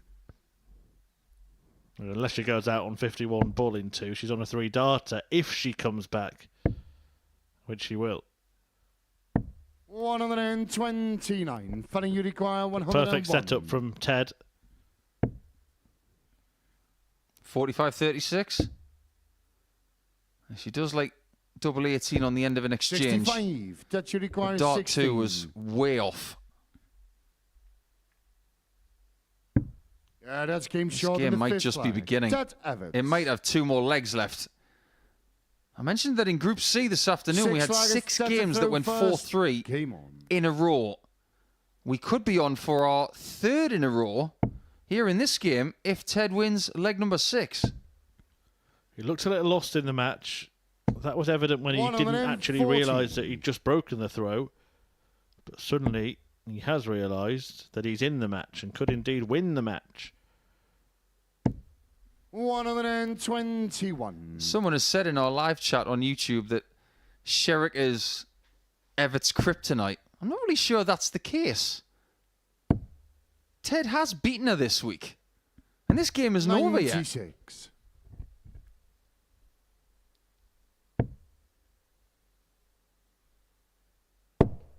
Oof, no, that was a bounce out.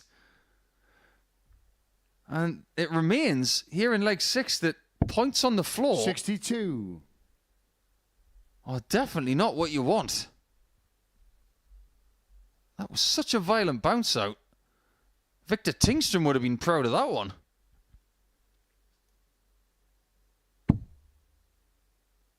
Up for the 20s. And he does leave the finish. And he's going to have another crack at 167, which is something he found on Tuesday morning to start his better form 51. here this week. That you require 167.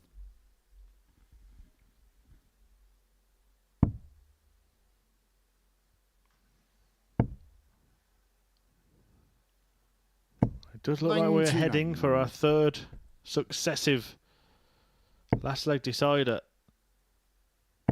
Or are we? 180. It's a pretty good time to get a maximum, just to ask the question. If its biggest finish of this match is 86, this is just the other way around. 36. Sherrock gets her chance, courtesy of that maximum. The only one she's hit in this contest. A self-made opportunity. A maximum to leave this finish. 54. Not a finish that she could complete. Touch required 32. At least that one's low, and it's not going to be in the way of double 8. That's game short in the 6th leg. And we are going the distance again. 7th and final leg. It's Fallon the throw first. Game on. These guys love a 4-3.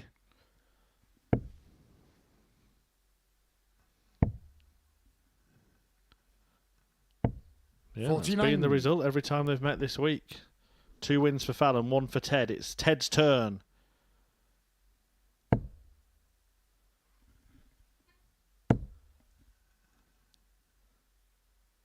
There is a question in the chat for Paul Nicholson here. If you could play any celebrity, and they've specified in brackets, bar 55. Henry Deacon, who would it be? Well, it says play with any celebrity. Oh, sorry, I've got a little heart on my screen covering the with. Well, one, Henry Deacon isn't a celebrity. 96. Oh, that's harsh. And with a celebrity, if I was going to play darts, I'd want someone who's pretty proficient at it. Didn't say darts, just said play with. Could 58. be anything. Oh, in that case, Sydney Sweeney.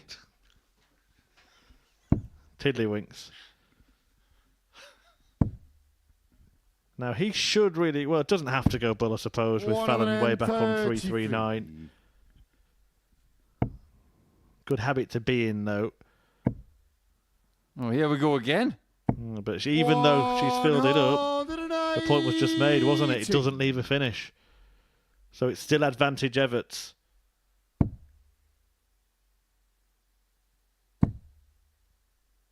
Well, how does he get past that to leave tops? 95. He can't.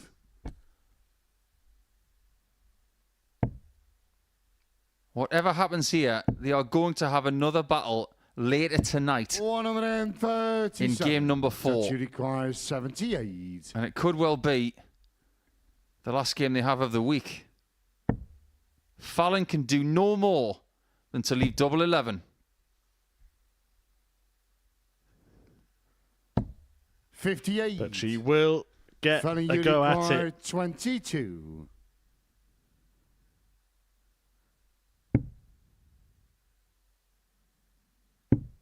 Game shot. She's done it again. Match, Fallon Sherrock. She's beat him again.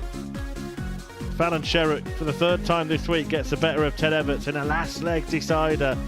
And that could prove to be a big win when all is said and done in this group. It's a victory that sees Sherrock double her points tally for the evening. She now moves on to 4 along with Richie Howson, who is going to end his night's action next when he takes on Ross Montgomery.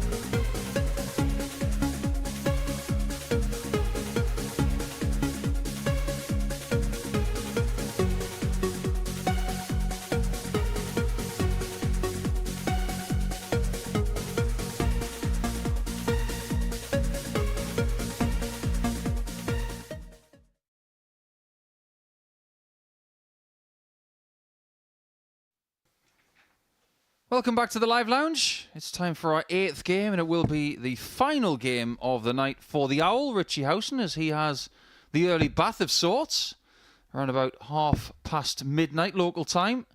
Ross Montgomery gets the last game against Fallon Sherrock, but before he does that, he's got to take care of the nocturnal animal that is the Owl.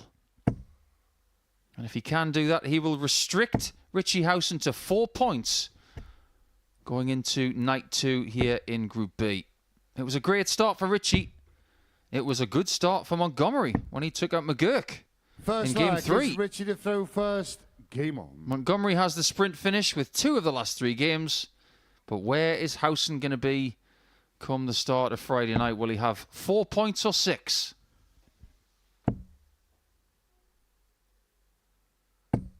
$60.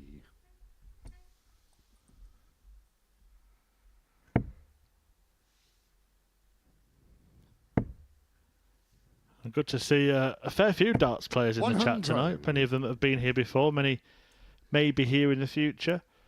We've had Ash Coleman in there tonight, Niall Cullerton. Also Gemma Hayter, and she recently beat Fallon Sherrock with a 97 average 60. on the women's series. Starting to see more and more really talented women players, and that effect from a few years ago we won't really see the full fruits of maybe for another 5 or 10 years. 100. I agree. The Littler effect will not be felt probably for 10 years fully, but the Sherrock effect, I think we're starting to see it. And it's not just Fallon that's had a hand in that. I think the women's series has helped immensely, but great to have Gemma in the chat tonight. All the very best with your endeavours this year.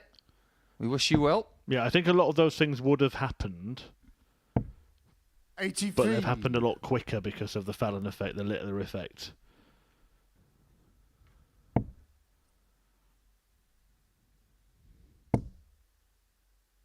Yeah, Ross is just smoothing out a smudge on his glasses, I think. You've got to make sure that you got clear vision before you start. Let's not forget Fallon didn't actually qualify for that World Championship via a women's series, did she? They were just then, it was women's qualifiers. Absolutely right. 58. One of them was in Dusseldorf, wasn't it? Makuru actually won hers in Dusseldorf at the Maritime Hotel. Yeah, correct. Lisa and Fallon and all the others battled it out in Wigan. 100. The northern home of world darts. 160. We saw a brilliant 156 from this man earlier tonight.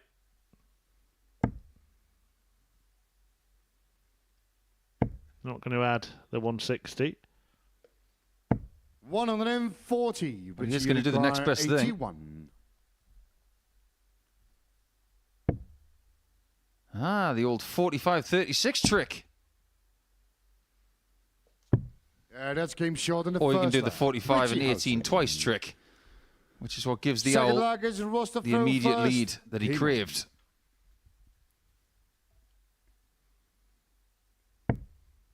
Great to see 2 exponents of seniors darts up on this stage, and 2 of the best players 55. in seniors darts this year, average-wise, both in the top 10 of the averages.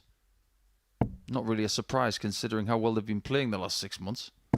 Yeah, we're going to see them both at plenty of World Seniors tournaments, 60. particularly next year. Howson's a mainstay now because of his success, but next year we're going to see more qualifiers getting through, more players off the orders of merit rather than the wild card selections. And Ross Montgomery, with his success, 60. surely will be making a debut on a seniors TV stage very soon. Now, I'm going to make a point here about Montgomery, because if we go pre-COVID, he was somewhat 100. given the reputation as a vociferous BDO stalwart. Post-COVID,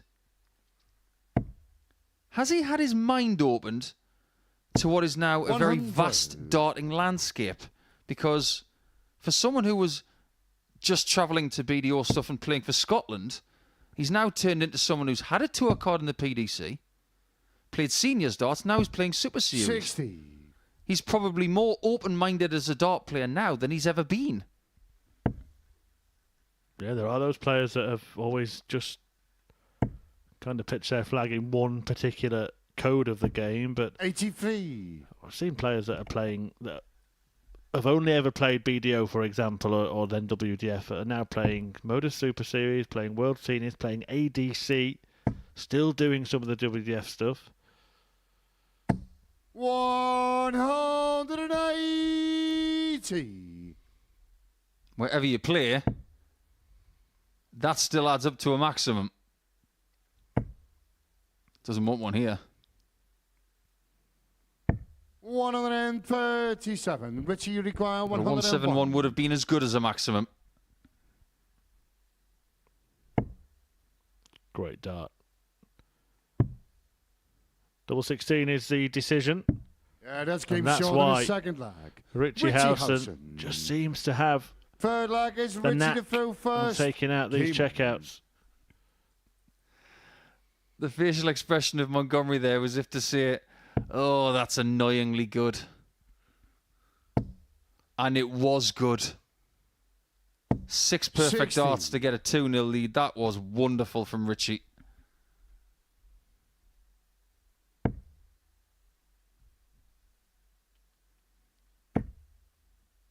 It also brings to the attention that England versus Scotland 41 does still have some great games out there, no matter which tour you're looking at, whether it's here, seniors, even JDC these days, with some great young players from north of the border against the cream of the crop down in England and in Wales, of course.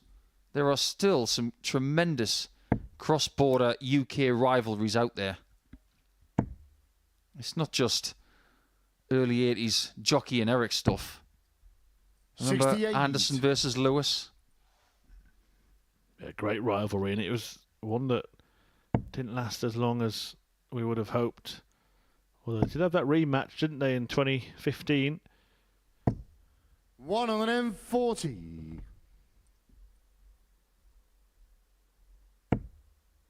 And whatever Adrian decides to do next, we wish him well. Everybody's got their own journey. 60. You don't have to play darts for the rest of your life. You can put them down if you wish. If you read Ross Montgomery's Wikipedia entry, it speaks of famous victories against the likes of Gary Anderson, 100. Michael van Gerwen, Raymond van Barneveld. All the names are there. Even our very own Chris Mason gets a mention. Well, Ross has been around a long time. 100. Richie, you require 78. He might not be around in this game very long, the way that Richie's playing, though.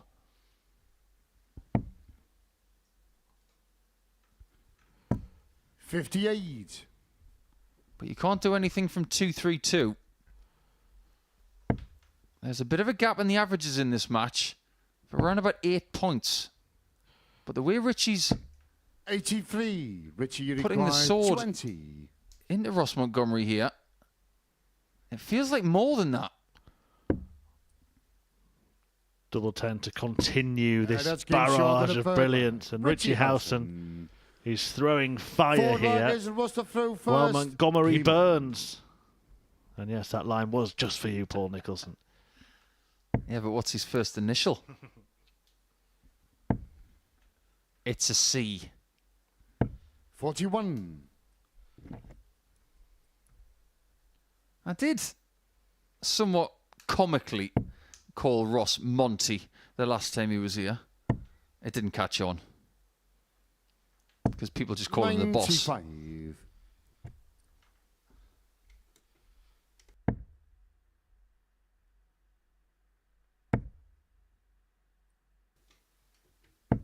$123. I wonder who is the most famous Montgomery in the world. Probably Colin. Wasn't it once said in jest that Ted Everts maybe 100. looked like a young Colin Montgomery? Yeah, I think that was uttered at times. If you look at a young Montgomery from the 1991 US Open at Pebble Beach, he narrowly lost out to Tom Kite. 100. There's a bit of a similarity there.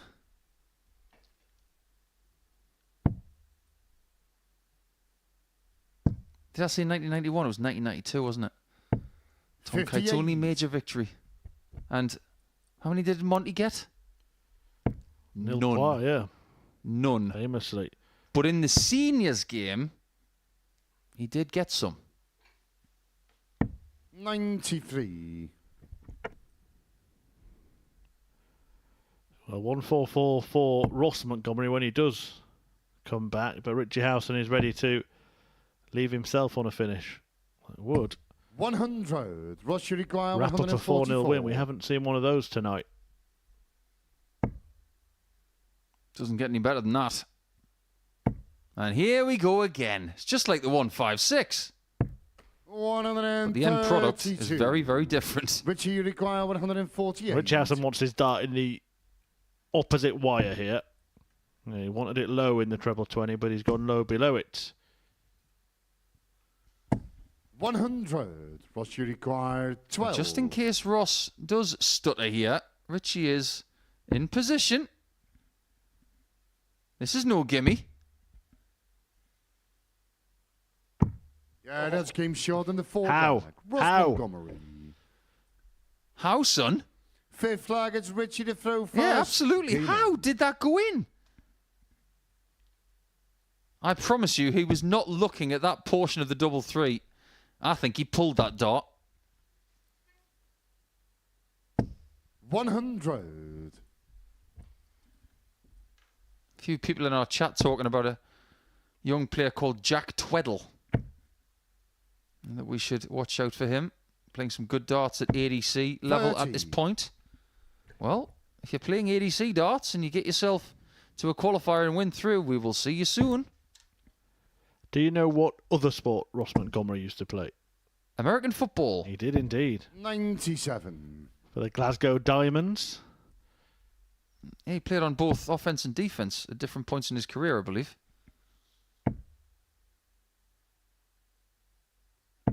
140.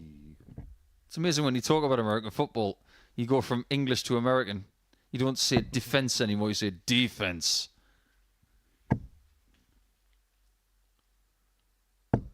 100. There's been a lot of chatter over the last 5 or 6 years that maybe the UK will get a franchise in the NFL, but they are starting to have fixtures all over the world. They've got one in Mexico, got games in Germany, games in 81. London. They're even talking now about having Spanish football outside of Spain. It's amazing how some sports are going global. No, we won't get into the full 100. European Super League politics and all that. I'll leave that to you and Henry tomorrow.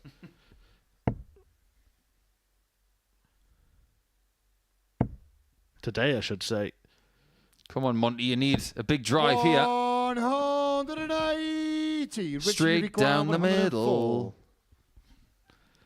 Richie Howson, though, has been taking these kind of finishes out all night for fun. But not that time. 72. Ross, you require That's about as 70. annoyed as I've ever seen Richie Howson.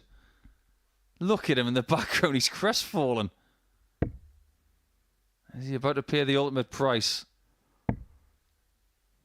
I think he's crestfallen because he knows that he didn't take care with that dart. Yeah, that's and he game has short in the been fifth punished flag. to the hilt. Ross Montgomery. Howson was 3-0 up. Six I think flaggers, he'd done Ross the to hard throw bit, first. Paul, in hitting the Game treble on. 18 and then just kind of threw the next one expecting it to hit the bigger target because it's easy. And you cannot afford to be careless like that, to take your eye off the ball, so to speak. 81. Never take your singles for granted.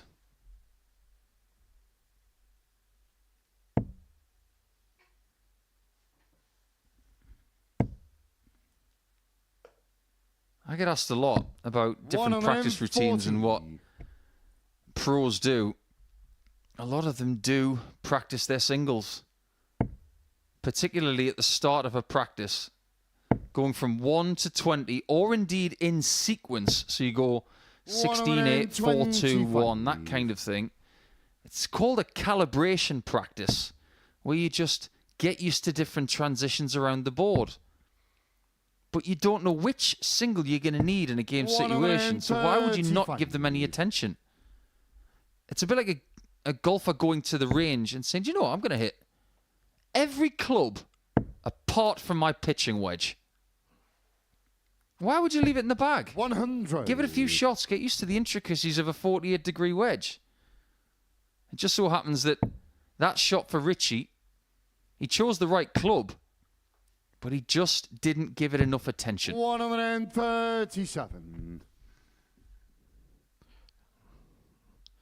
Well, Housen has carved out another chance for himself.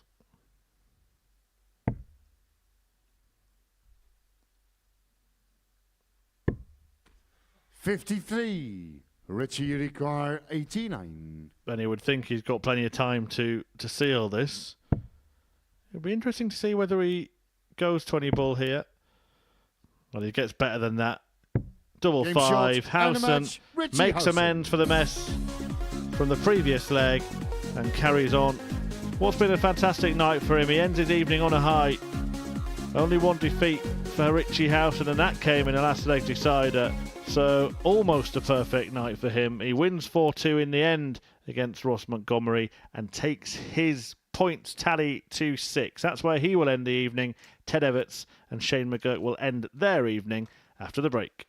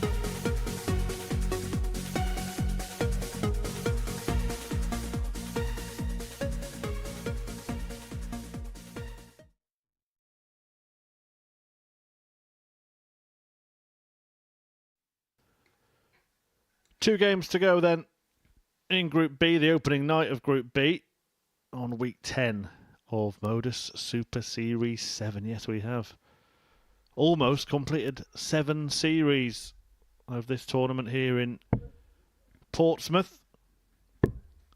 We may well get a new winner come the end of this one. Could it come from this week? Could it come from this group? There are certainly plenty of capable players in the group tonight, but this pair are the two tied on First one leg, win it's and dead 2 to throw points at the foot of the first. table, Game on. and looking to leapfrog Ross Montgomery into a provisional qualifying place at the end of this match. Montgomery will take on Fallon Sherrock in the curtain closer tonight, and Ted Everts 140. a strong start after defeat to Sherrock in his last game. Just looking through the people who have qualified for Champions Week so far, 135. we haven't got anybody there who has won a series before. And if that continues through to week 13, Littler will still remain the only person to have won 2 series. 180. Yeah, no one next week, apart from, of course, our reigning champion. 60. There is still a chance that we could get another back-to-back champion. 6 and 7 could go to Scott Taylor. He will be in this group next week.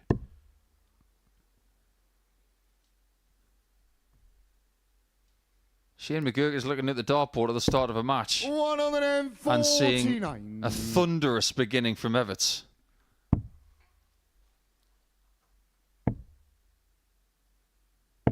I'm starting to think that if Shane walks away with 2 points tonight, that's going to be a good night. Yeah, that's game short in the first. 216s for Ted Everts, so to make that slightly less likely.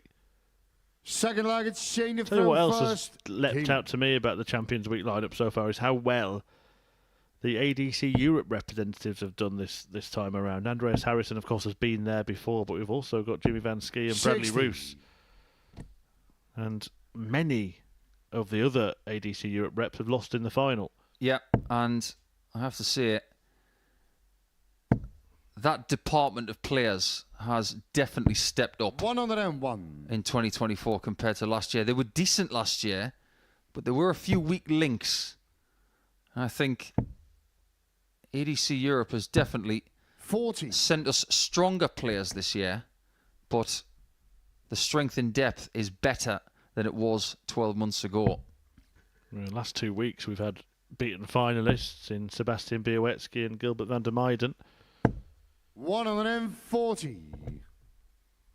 Everts is on one here. There's a real contrast to his previous game. You mentioned the word erratic, and I think he has been that. He's 81. an enigma, isn't he, Ted Everts?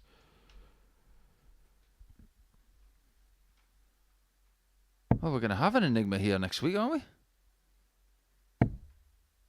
Brian Roman, the Riddler. Oh, of course, yeah. The 55. real name of the Riddler, Edward Nigma. And he actually completes that conversation because he is representing ADC Europe, of course, along with Michel van der Horst in the 96. full lumberjack attire. Well, if he's a lumberjack, and I hope he's okay. There'll be a couple of pretty quick games in that group, won't they? Ashley Coleman, Tommy Morris, Brian Roman. 135. Yeah, I'm really looking forward to Roman against Coleman. I think that could be rapid.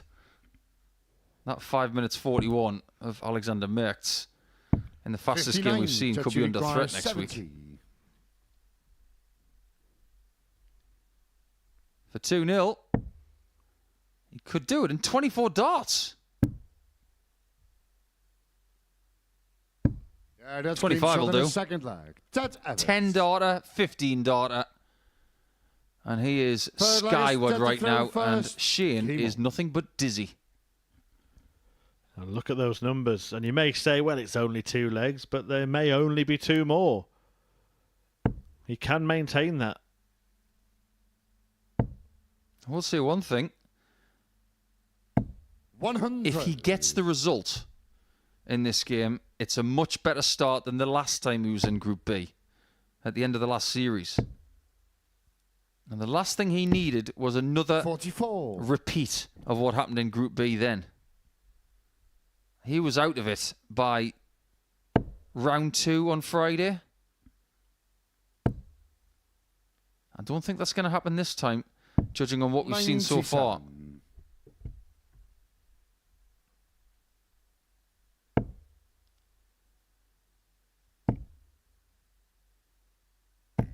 He definitely looks 60. a bit more battle-hardened. His resistance come Tuesday was very noticeable. He didn't come in with a defeatist attitude. He came in with a fresh, somewhat tempered aggression in his first game on Tuesday, and it set his stall out for the next 2 days. He didn't get the group, but I think he was definitely trending in the right way, 99. and he reacted to the situation better than I thought he would, actually.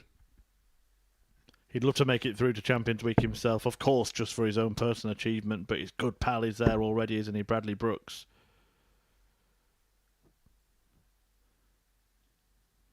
He did this in the first leg. He's done it again. 49. Honestly, Shane McGurk is like a boxer in the ring at the minute, and he's just punching smoke. He's not hitting Ted Everts with anything. 134. That 134 might be a completely 32. pointless shot because Everts is already at double 16. Yeah, that's game short in the I did third say he line. might be able to maintain Ted that Everts. standard. He's still averaging north of 115. Forward like it's Shane to throw first. Game on. An absolute toweling. Well, let's do our maths here. That's 38 darts. It's 39 darts, isn't it? 'Cause it's 43. 313 darters to get to this point here. So if he gets a 13 dart leg here, he will finish with a 115.62. Anything better than a 13, he's pushing towards that 120 mark. 58. Yeah, 12, 13, 14 he's done in the match, or the equivalent of 313 darters, and we'll need to find a maximum, you would think, to maintain that, having 85. not found a treble in his first visit. Have to say, Paul, it's my favourite shot in darts, that 149 setup. To me, that's as pleasing to watch as any big checkout. 139. Treble 20. Bullseye, the smallest target on the board, then a treble that you rarely go for in treble 13. Well, it's usually setting up a 10 dart attempt, isn't it? 140. It just makes it look like you are in that zone where you don't feel you're going to miss anything. It's very new school as well. It was made famous by MVG. He was the first person to really use that on a regular basis. 140. And it's sensible as well, because you hit the 25, you're just going back up to the treble 20. As far as finishing your campaign for the night is concerned, 93. 164 is not a bad way to do it. 164.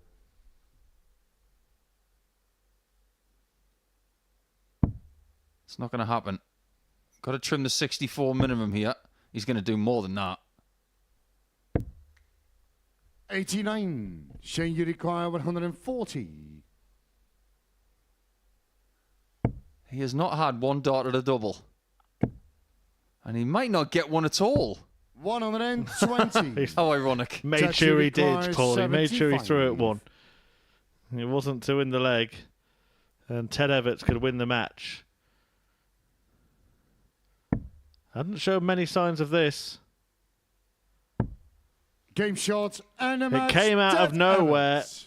but it was out of this world from Ted Everts, who defeats Shane McGurk 4-0 with a stunning showing. A match which ended in an average of 111.33. Absolutely brilliant stuff. The best we've seen all week. 4 out of 6 on the doubles for Everts, helping him to that inflated average, that massive win, and it means that McGurk, the favourite for the group, will end the evening bottom of the group, having won just one of his 4 fixtures tonight. Ross Montgomery is looking to make sure he doesn't have just 2 points. He faces Fallon Sherrock next.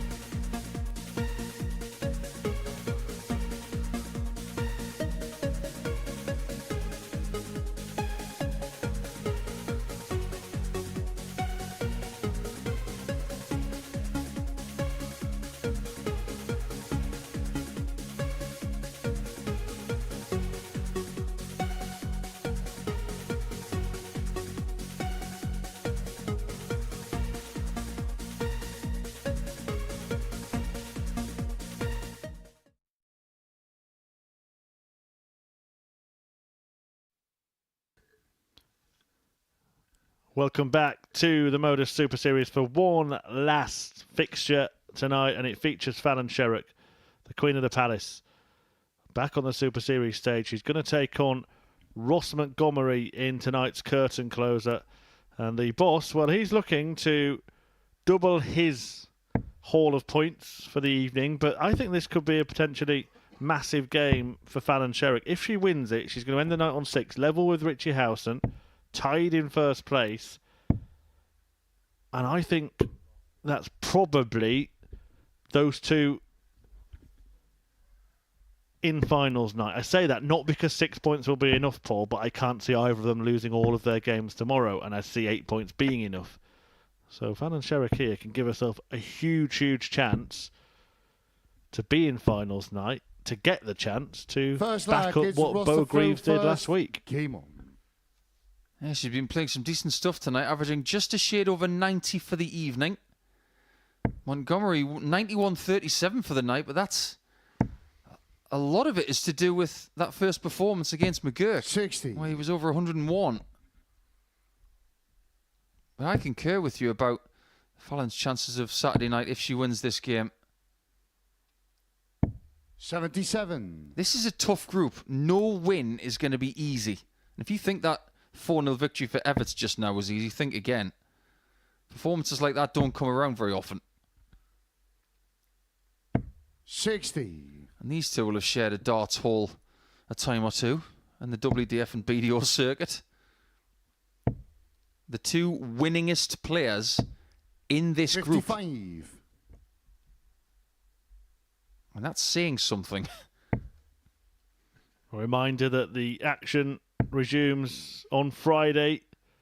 Another double dose of 55. darting delights live from the Modus Super Series. Group C resumes from 1 p.m. UK time here on the Super Series YouTube channel.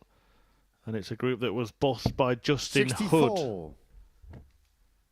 Johnny Haynes on 6 points, 4 behind the flawless Hood. Terry Nash, Darius Labanauskas, James Van Bessien and Andy Hamilton, even though he's only got 2 points, 60. not yet out of it, which is rare in Group C. Yeah. Andy's going to have a really good first couple of rounds tomorrow.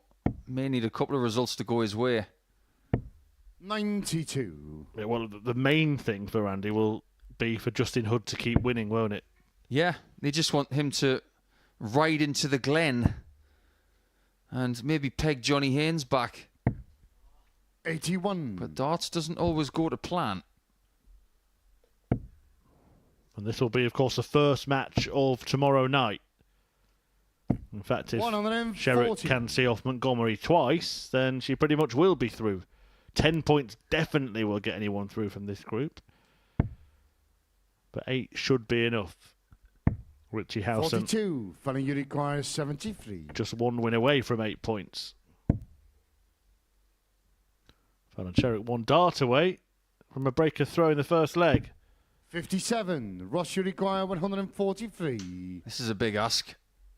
For me, one of the hardest shots on the board.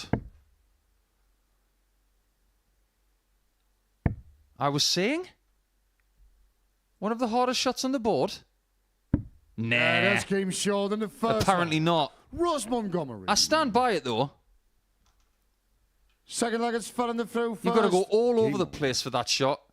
He's had a 1.56 tonight, but that was so much harder than that. Yeah, real knockout blow that. Glasgow kiss from Ross Montgomery.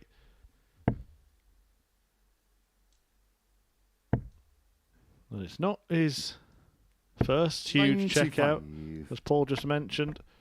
What's a Glasgow kiss, by the way? Ah, I see. Okay.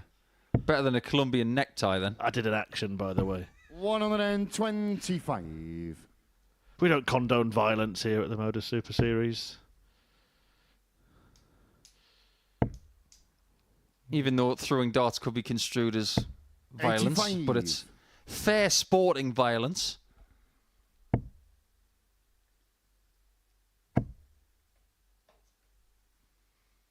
$97. She's played very decently. Actually above her weekly numbers for the night by around 3%.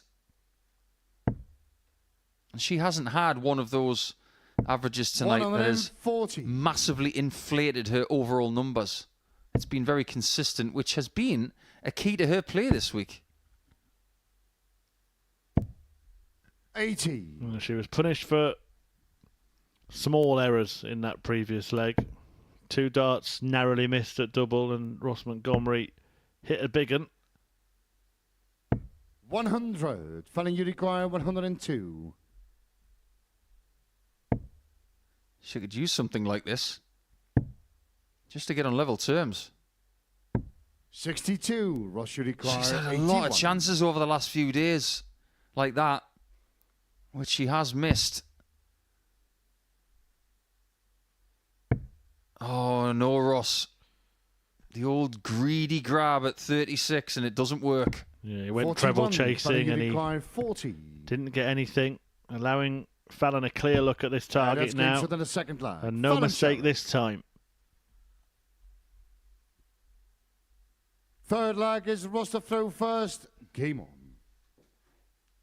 You think about Fallon playing over the last decade, because it is nearly a decade since she made the ladies' final at Lakeside. 81. She hasn't changed a great deal about her equipment, has she? Yeah, most of the time when she has, it's been forced upon her. For a long time, she played with points that were different lengths because one of them had snapped off a bit and she actually just ground it down into a point rather than replacing it. All those points stuck in the treble 20. Well, she knows a thing or two about leaving 321 after 3. Especially here. Had her own moment of history when she was the first woman to hit a televised 9-dart finish here at the Modus Super Series. Do you remember how she celebrated that as well? Like it was just another leg. That's the focus she can find. 123. Some people have hit 9-darters here, like Heenahan and Steve West, Jared Cole. They've had big celebrations, like Sebastian Białecki when he hit his 9-darter against Anton Östlund. It was the last leg of the contest. He could really enjoy that one. But she just took it in her stride. 60. Like she has here 81. in leg 3. Another chance for another leg. It's the bull. 56. Ross, you require 116. This is a very even game.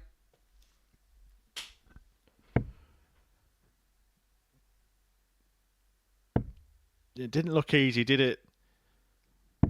78. Fallon, you require 25. So double 8. Missed a couple of darts at this earlier. Double 4 now. Yeah, that's game shot. Fallon finds it. Fallon She does get that breaker throw. Just thinking about 9-darters. She actually got 2 last year, didn't she? First woman to hit one in a PDC tournament, and then the first to hit one in a TV tournament. She hit one on the Challenge Tour as well, just 4 months before the one she hit here. 81. First female player to average over 110 as well. In between that, she got awarded the MBE. Wasn't a bad year at all, was it, 2023? Yeah, she talks about 100. that MBE, the whole process of getting it and receiving it, when she chatted with Henry and I yesterday for Tungsten Talk, which will be 100 on our YouTube channel very soon. A very interesting story that she tells about how she went up to receive her honour. My favourite story still has to be the Eric Bristow one when he was at the Palace, and anyone that knows that the way things are done there, you shouldn't turn your back on the monarch, and Eric Bristow accidentally did. It was pointed out to him, and he looked back at the Queen and said, "Sorry, love." Sheila's seen the funny side of it. Traditions are great, but what's even better 60. is a moment based on tradition that doesn't quite go to plan.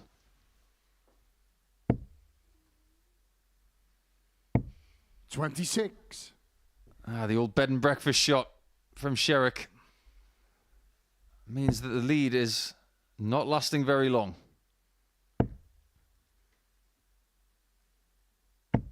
81.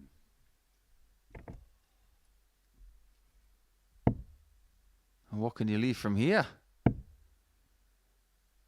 Maybe 60?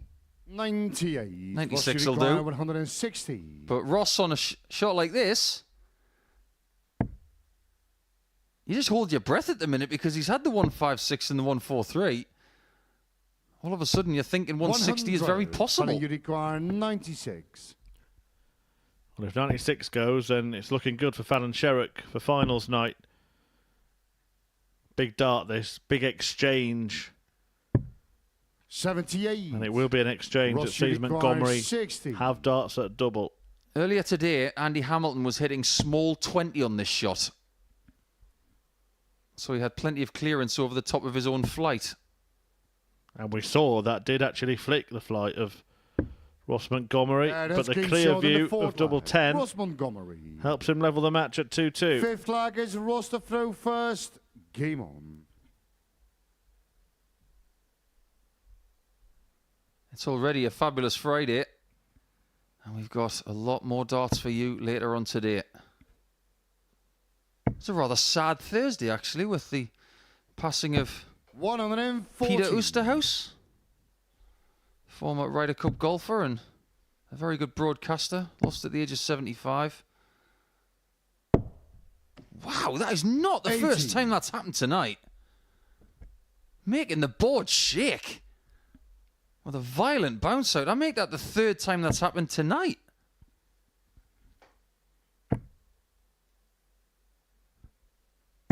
$134.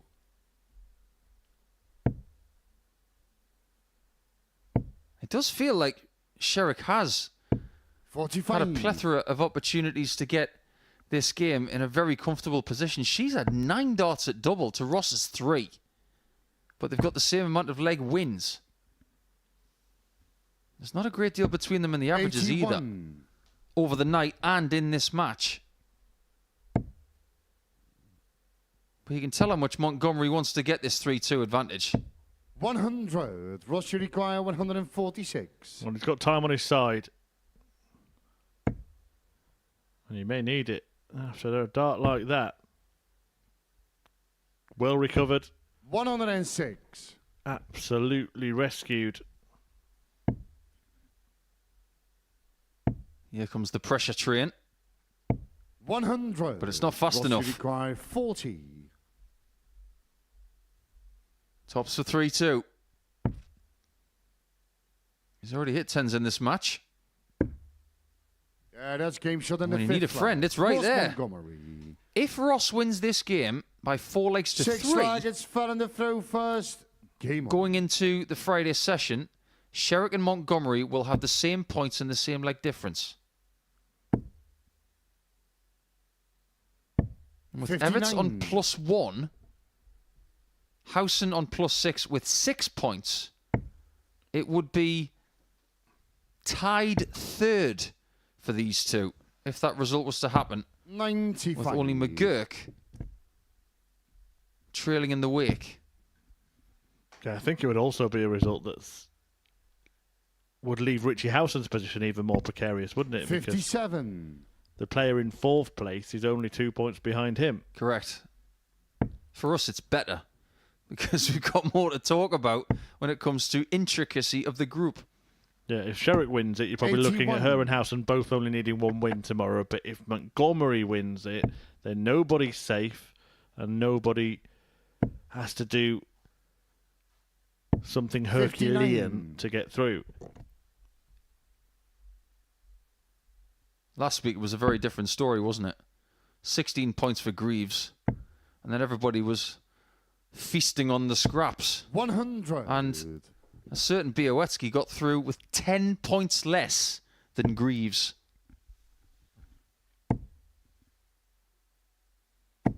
$100. Yeah, and as you say, could have actually beaten her in the final. Yeah, weird, eh? He didn't just feel the benefit of Greaves 99. allowing him to make Saturday. It was Greaves that got Białecki into the later stages of the event on the Saturday. And then he felt the wrath. 140. Ross, you require 126. Just comes back to bite you eventually, doesn't it? This is for the win, though. A match start incoming. And it's at the Bull. I don't think we've seen a leg one on the Bull tonight, have we? 92. Oh, he hasn't hit it. In fact, when he's gone for it, I don't think he's hit the 25. 86. He's hit the 10 twice, another 16. This is double 16. Is this 4-3 either way? It's a tricky shot. Yeah, she doesn't like it. She's had to move across a long, long, long 70. way. Ross, you require So far 34. to the left. And now Ross Montgomery has left double 17.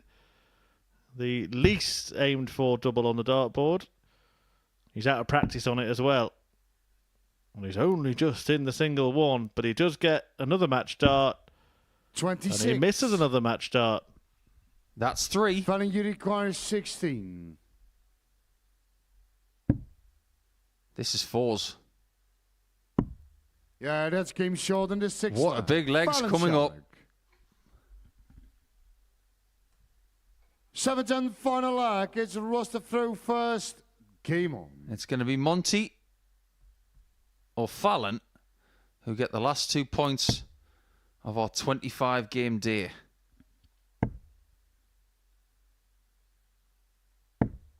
Oh, no. It's his turn to get a bed and breakfast. What a time. What a time. To throw such filth. Fallon 43. cannot punish him. How often does it happen?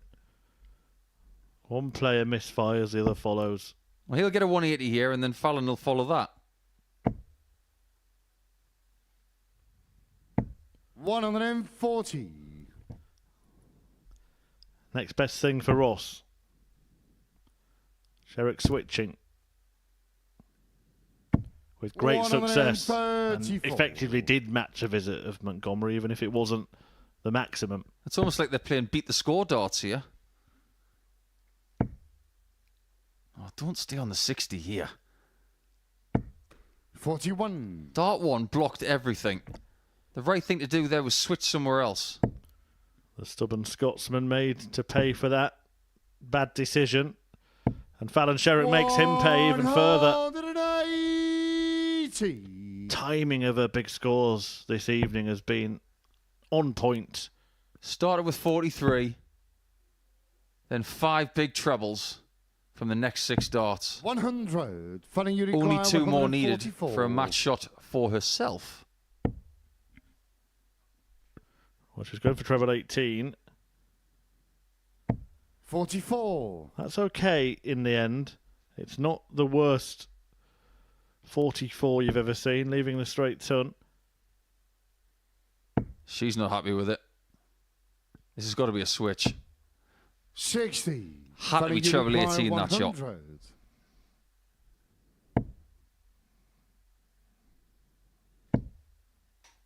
Backed herself for the treble. 90. Was right to do so. Ross, She you hit it. require 134. But that is a match start miss for Fallon Sherrock. Well, Ross has got 134 because he stayed on the 60 so much. And that small 20 has had so much attention in this last leg shootout.